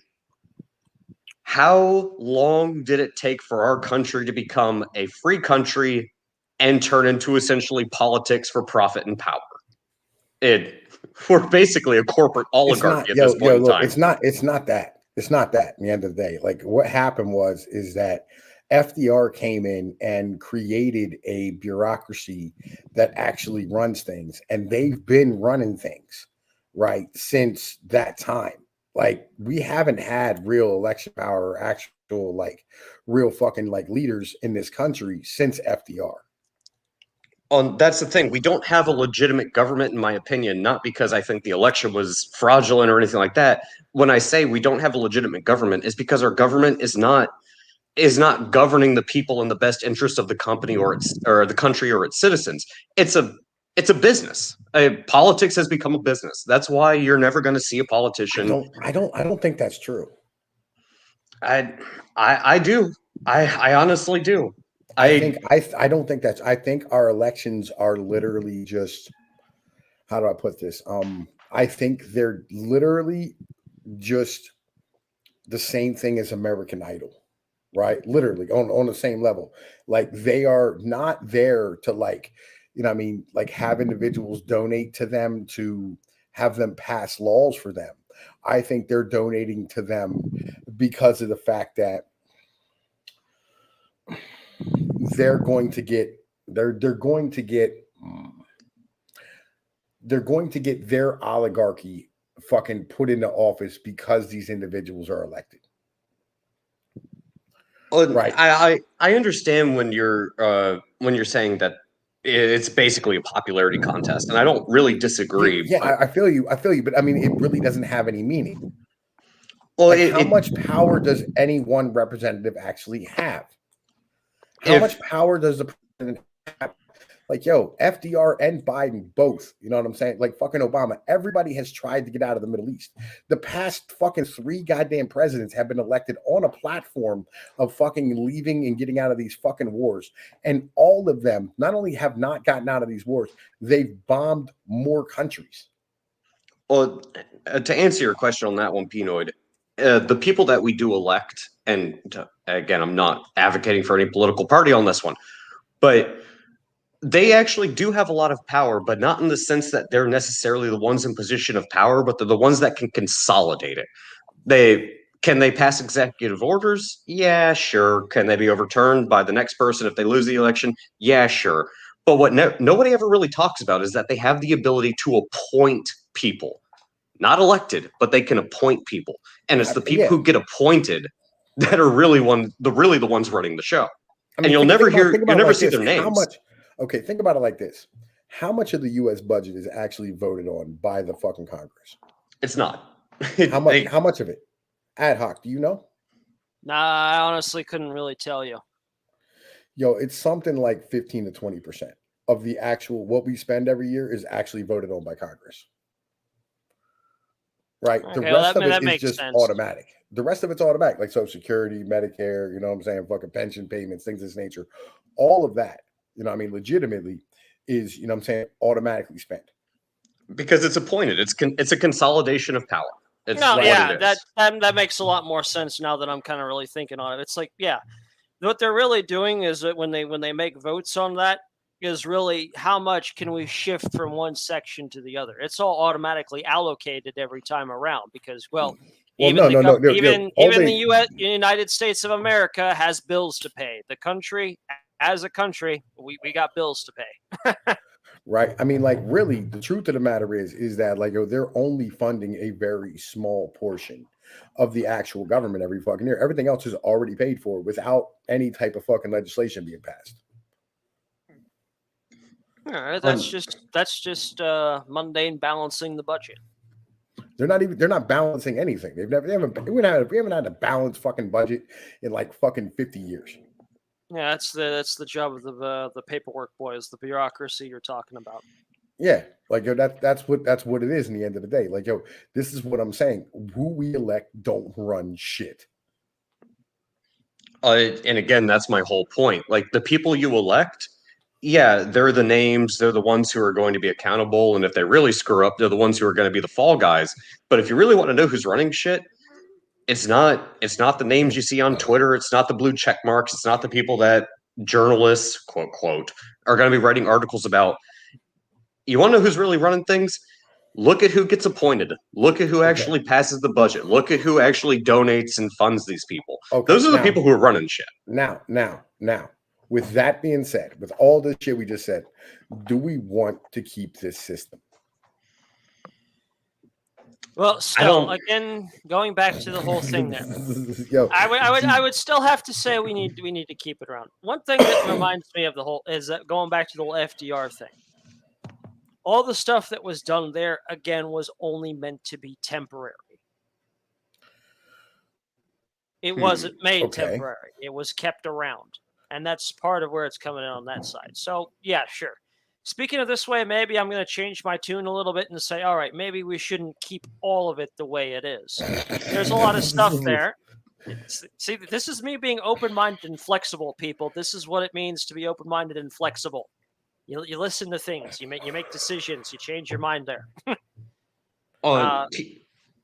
There is a bunch of unnecessary stuff that probably should go ahead and be scrapped about. And yeah, looking at some of the stuff that FDR put into place during his term, a lot of that was meant to be temporary to deal with the crisis that was the Great Depression and World War II.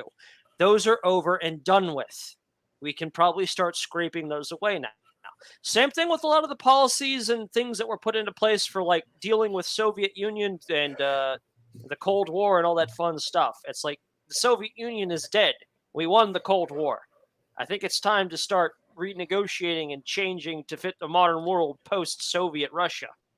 Well, I'll be real with you. I'm gonna keep this 100%. Like, I don't think we should be a country as a whole. Like, that's my mentality. I don't think this should be a fucking country.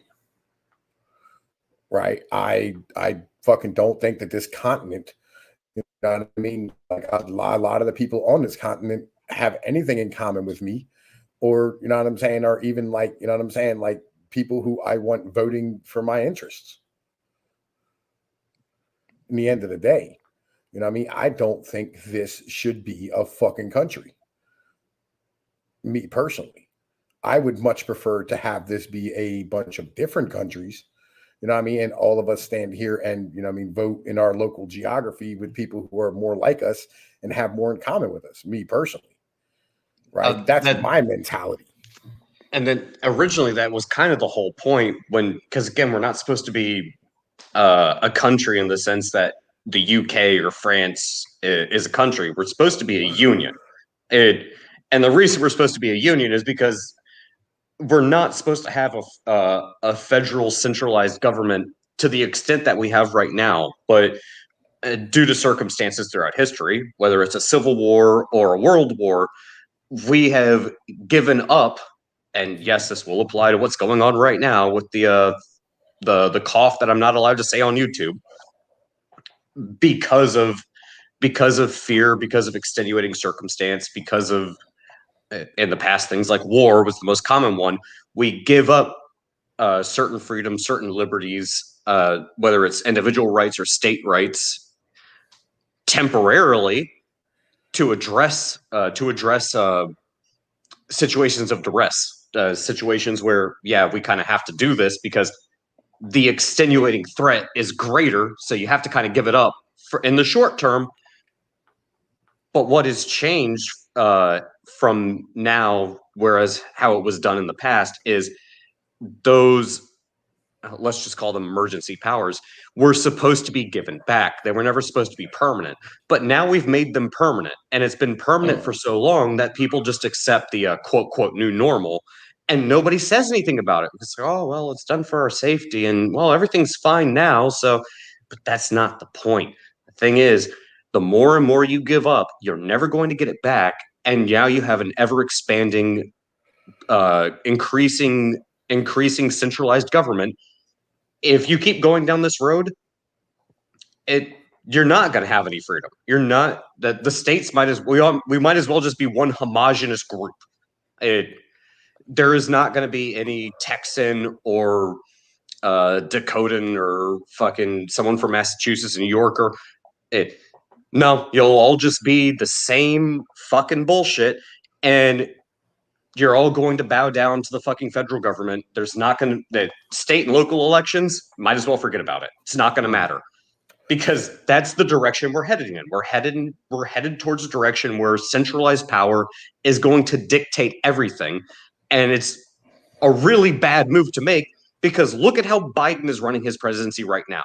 I think you're better off having a culture, right? And a heritage and ancestry and a people and a geography that you fucking belong to, so that you don't have to fight against, or so like when people come and bring bullshit like this fucking whatever, like whether it's CRT or transgenderism or fucking whatever, whenever they bring any of this fucking nonsense to you, like, yeah, man, that don't fit in with our culture, that bullshit elsewhere. And you have every right to do so, right? But being a country, you have to go, oh man, well, anybody can fucking go anywhere they want to go in this country. Like, no, fuck you. Get the fuck out. We don't accept that. What do you do when you have a federal government that will not protect its borders, but also endorses an entire group of people who claim that the country itself, the culture itself, is fundamentally flawed for some sort of Islamophobic reason and needs to be dismantled completely? Again, like, yo, this is why I don't think we should be a country. I don't necessarily disagree. I don't think dismantling the government as it's written is the right way to do it. But what I do believe is that the government that we have currently, especially on the federal side, needs to be scaled back to what it was 100, 200 years ago. I have no issue with like keeping the military intact, right? You know what I'm saying? In particular, the Navy, right? I think we should keep the Navy exactly as it is, keep it built out. You know what I'm saying? Like everybody, like all the different sections of whatever America is, like they all have to pay a certain amount of tax for the Navy, right, to protect the fucking homeland. You know, I mean, with, you know, fucking missile systems and fucking aircraft carriers and the ability to project power whenever need be. So if anybody ever tries to reach out and touch us, they'll fucking regret it from day one. Because right now, at the moment, at current military build out across the world, the rest of the world will catch up to the United States in the year 2150. All right. That's how far ahead we are compared to everybody else. Right. Like, oh, China has, you know, fucking like, you know, something like fucking like they have like 3 more ships than we do. Yeah, but we have 4 times the tonnage that they do. All right. That's the fucking thing. And you know not to mention, China already pissed off its neighbors one too many times. So it's going to be under a lot of pressure. A lot of pressure. We go over this all the time on my fucking channel with the Peter Zehan videos. Like, legit, what happens when they need oil and they have to go buy, you know what I'm saying, Vietnam, fucking goddamn India, and then go have to deal with, you know what I'm saying, the headaches of Iran, fucking Saudi Arabia, fucking Syria, you know what I mean, Iraq, fucking Afghanistan, all the bullshit that goes on there. What happens then? Do they have the ability to project that power? No, they're 5,000 miles away from their fucking oil connection, and legitimately not a single one of their fucking ships can float more than fucking 1,000 miles from shore. China doesn't have a blue water navy. They've got more of a brown water navy. It's best used for basically riverboat patrols. That's really all they've got for their inland rivers. Yeah. In terms of actually projecting their power onto the Great Blue Ocean, nothing compares to the U.S. right now, I'd say, except for maybe the UK. And even then, no. Check still this out. Quite no contest. Hang on, wait. No, check this out, ad hoc. So the UK has 2 aircraft carriers right now that they just built in the past like 5 years. Do you know where those aircraft carriers are? Where are they? They are inside of the United States Navy fucking battle battle formation, right? Like, because that's, that was part of the trade deal when they came to us after Brexit. Like, they said, we said, you know what, man? Yeah, you can do fucking some trade with us. You know what I mean? It's not going to be what you want, because we always rate Britain every fucking time, right? when they came to I would say France is a much bigger naval power than Britain. When they came to us in motherfucking World War II to ask for like help for like ships and shit, we gave them our garbage from World War I that basically none of them ever fucking made it across the Atlantic without sinking, right? And you know what I'm saying? Fucking Winston Churchill fucking was like, oh man, fucking thank you, it's appreciated, even though he didn't want it. And then fucking FDR looked at him and went, oh, that's not for free. He said, we're going to take every colony you have in the Western fucking hemisphere for this. Right. And this time when they came to us and they asked Trump for some fucking help, he said, oh, you want to have fucking trade with America? He said, well, here's the two things that's going to happen. One is we're going to get both your goddamn fucking aircraft carriers at your fucking building.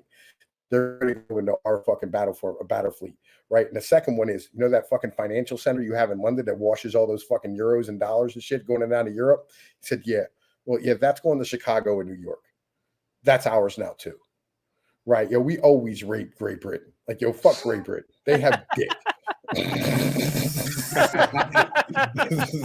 Oh my god, man! I would say France is probably going to rise as a military power. And here's something. This is why I need to watch my Peter Zehan videos, right? Because they're fucking great. Like, China has 2 aircraft carriers, right? One is a 1970s fucking goddamn Russian aircraft carrier that used to be a casino, right? And they fucking turned it back into a fucking aircraft carrier, right? And the other one is a clone of that one. And neither of them fucking work. Neither of them work. They keep catching on fire. Like, have they even actually hit the open ocean? I think one managed to make it a day or two out in the open ocean before they had to fucking bring it back to port. Well, yeah, and check this shit out. So, if they try to take Taiwan, right, and the fucking military's been out here screaming oh man, we did all these exercises and they're gonna fucking take Taiwan from us because we can't defend it. The United States is not going to fucking stand here and try and defend Taiwan the way they think they will. They're going to sit off the coast of the fucking Gulf, and they're gonna sit 2,000 miles off of fucking China, out by Japan. And they're gonna hang out with the Japanese and play fucking PlayStation with them, and they're gonna sit there and sink every goddamn fucking shit that tries to resupply fucking China with anything and blockade them, right? And inside of 3 weeks, they'll give up every fucking thing that they're goddamn doing because they'll have no ability to fucking even keep their goddamn lights on in the country. Oh, that's the thing. People don't you're realize. In the military, right? Months ago, Max says about 5th generation warfare that the Chinese is basically focusing more on cyber attacks. How, in relation to the United States cybersecurity defense team, how good and effective is Chinese hacking? Oh, okay. All right. Okay. Unfortunately, Navi, I'm not going to give the answer you're going to like. As far as cyber warfare goes, they're better than you think they are. Okay. All right. Yeah, but here's the thing. Here's the thing as far as that's concerned. IT is a constant arms race against each other. I would honestly say that it's a good thing because it means we'll scale up our own cyber security, our own cyber warfare. And if the Chinese keep pushing, eventually we're going to outstrip them on that. Okay. Here's something that nobody knows. All right. First off, I want to know, all of us are on Discord and we're heavy into the internet. All right. Every last one of us. Have any of you actually ever met a hacker on the internet? No, we have not. You know why you haven't? Every one of them, the fucking government catches them, puts them in jail, and then puts them on a work release program and signs them up in the NSA. I'm not commenting. I'm not commenting either. Right? Legitimately. That's what they do. We have the most ridiculous amount of fucking hackers working for the government right now. And it's fucking obscene. Every person who ever fucking gets into hacking in the United States legitimately immediately gets scooped up by the goddamn federal government and put to fucking work. And they're employed for a ridiculous salary. I'm not going to say you're wrong. I know. It's a little more complicated than that, but you're not wrong. I know. It's a tricky thing we really don't want to get into in the open as far as that's concerned. Yeah, Why? I can't really talk about this. Why? Like, I know Doku can't because Doku's like fucking whatever, and probably Adar can't either because he's in the military. I can because I'm not in the government, right? Like, and I'm gonna tell you that's basically what happens. It's a little more complicated than that, but that's basically what happens. It's a lot more complicated. Like, there's stuff I literally cannot talk about for that particular reason. Yeah, I will have a black bag operation come after me. understand. Like, look, we are in no danger that way either. All right. So what I'm saying is we can keep the military intact, right? Because I'll be honest with you, like, in the United States, every year we spend around $9 to $10 trillion. We take in around like fucking 6 trillion of actual taxes, and this is between local, state, and federal. All right. And only 1 trillion of that actually goes to the military. And a good portion of that, like about 250 billion, is all going to the State Department and other like fucking nonsense that's considered for part of the fucking defense of the country, but it's not really like going to like actual military, like aircraft and fucking these type projects. I'm trying to think of what I can say without getting in trouble. Well, if we're talking about in regards to what that happens, all of this, yes, there is kind of a whole idea of fourth generation warfare, which is just push button warfare. The problem with that kind of thinking, as far as that's concerned, is, and I'm going to reference Starship Troopers for that, the enemy cannot push a button if you disable his hand. Best fucking scene ever. It's not really. And plus China can't actually do anything that will harm its food supply. We're the ones feeding the whole world. So if China goes to war with us, they're fucked. It doesn't even go into all that. Even if you have push button warfare, which is what we have right now, you cannot conduct war without putting boots on the ground, because without the ability to put boots on the ground and hold the ground that you take, this is intrinsic warfare 101 shit. Yeah. If you cannot advance and take the ground that you win, you cannot win the war. Doesn't matter how many push button nukes you got. If you can't plant your flag on the dirt and say this is ours now, you're not going to win. I go reference Planet Side 2 from here. No war was ever won in the spawn room. And that is very true. Everybody seems to have this weird conception that, we're more technologically advanced. We have satellites. We have all this technology. It doesn't matter. And this is the problem. This is the mistake we made in Afghanistan. Sure, you can come in and completely dismantle and destroy a country. Yeah, that's fine. That's easy to do. It's been done before. It's really not that difficult. Yeah, the joke among UAV operators, which I was in the military, and it is stuff I can talk to a little bit on this list. The joke is this: a lieutenant walks up to a drone operator who is a specialist and says, "Specialist, you are an obsolete piece of human software meat. I could get a monkey to do your job." The specialist turns around, gives the lieutenant the side eye, and says, "Sir, does the monkey know why he pushes the button?" Good point, and it's true. Well, what I was going to say is, if you destroy a country, you destroy its ability to fight. You completely dismantle its military. You completely take it over. You can do that with a fighting force that isn't that large. You have the technology to do it. Let's say you do it with drones and robots. You know what you can't do with drones and robots? Actually occupy and stabilize a country. No, you can occupy it. You just can't stabilize it fully, because there still has to be that human element as far as the stabilization goes. And that's why we. Yeah, look, and that's why we fucked up. Machiavelli said the only way you can fucking hold goddamn ground is that move there or move your fucking massive amount of your people and your goddamn fucking soldiers there. Yeah. Exactly. You can drop all the nukes on China you want, but until an American shows up on the beach, plants a flag on China, and says this is ours now, you haven't won a damn thing. All you've done is just nuked China. That's it. Well, you've destroyed the enemy's ability to fight, hopefully, if you did a good job. Yeah, but they'll just rearm if you don't have somebody there to say this is ours now, and they have to accept that. If they don't see that, then they're going to think, okay, maybe this is over and done with. We have a chance to rebuild and try again. And once you have the American soldier walk onto the mainland and say, we've beaten you, surrender, that kind of drives home the point.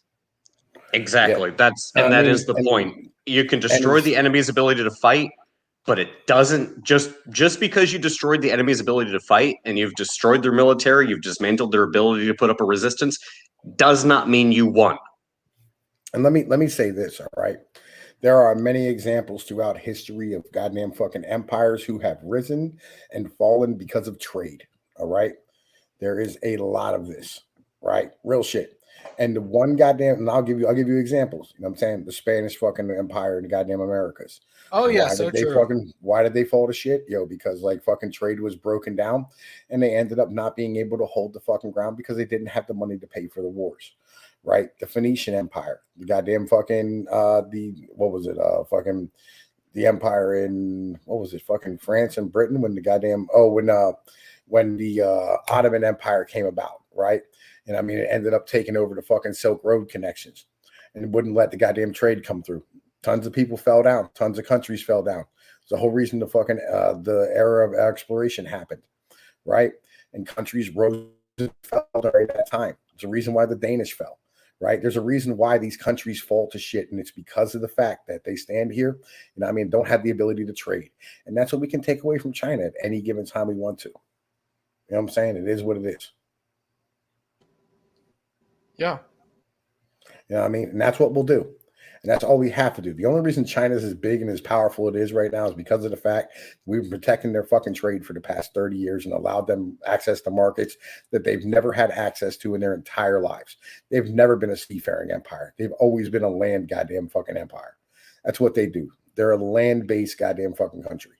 They've never taken to the seas, ever. Those joke boats never floated around. The two great mistakes: never get into a land war in Asia and never go against a Sicilian when death is on the line. Basic premise. What was that? The Princess Bride? I can't remember.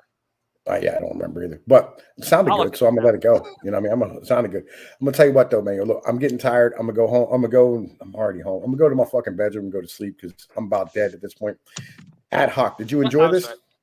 I did. I had a lot of fun with this. Did you all enjoy my reading? Was my reading good, enough? Good, oh yeah, it was pretty good, man. You should do it more often. Good. You know what I mean? Yeah, dude, we'll make it a regular. I enjoyed the conversation. Yeah, I enjoyed the conversation a lot. Actually, it was good. Good having the chance to shoot the shit with somebody who is not a completely perpetually offended snowflake. We're all grown ass men here. In the chat, they're saying the Princess Bride. You're right. All yeah, right, so, I know. It was right there. I think that's going to be a thing from now on. Chat's going to correct me. I can live with that. Dude, if the chat's giving you a moniker, then it means you did something good. Next week, same bat channel, same bat time. You know what I'm saying? We'll do another one of these. We might go a little bit longer. We're going to start off with the Moldbug thing, and I'm probably going to rename this. You know what I'm saying? And cut out the beginning of this with Dip. Right. I mean, because I think that was a better part, to be honest with you. Actually, I enjoyed that more. So I think what we're going to do is we're going to read chapter 5 of his book, Doku, if you want to come through next Sunday. Now it's the same thing, right? We are going to do, some heavy hitting shit about like actually how to form a government and like what, a possibility of something new might actually look like. Dude, if I can make it, I'll definitely be there because this is the type of shit I like talking about. I might talk shit on Twitter. I might troll people and everything, but these are the conversations I actually legitimately enjoy. I know, because like we've done it so many times. We've gone 5 and 6 hours, me and you, doing these type of things, right? So ad hoc, if you're interested, you can read some more next week. You know what I mean? Maybe like sure. I'm good to go. So you're not so dry mouth. You know what I mean? And all like mush mouth at certain points, right? Yeah, just make sure I get more than that in there. Right. Just give me those links. I'll look over them. I gotta figure out how to send you. That shit. I don't know how to actually like send you something that you can't. Actually look at yourself. I don't know. Maybe I'll just send you like the fucking $5 and you can sign up for it. You know what I mean? Because like that's all you really do is subscribe. Shit, if you can download it in PDF format and send me a link for that one, I'm pretty sure something will open up. All right. We'll do what we do. Anyway, yo, look, I want to thank everybody for coming out. Y'all know the deal, man. This is Tom Pease of Pinoy News. And yo, like, share, and subscribe. You know, hit that fucking Patreon link. Donate to the Streamlabs. You know how it works. Doku, Ad Hoc, Navison, TK, Mal, Dip, fucking Ed, everybody who came through. Thank you very much. I'm my boy Eric in the beginning. It is what it is. I'm going to holla at y'all later. Peace and broadcast. And broadcast.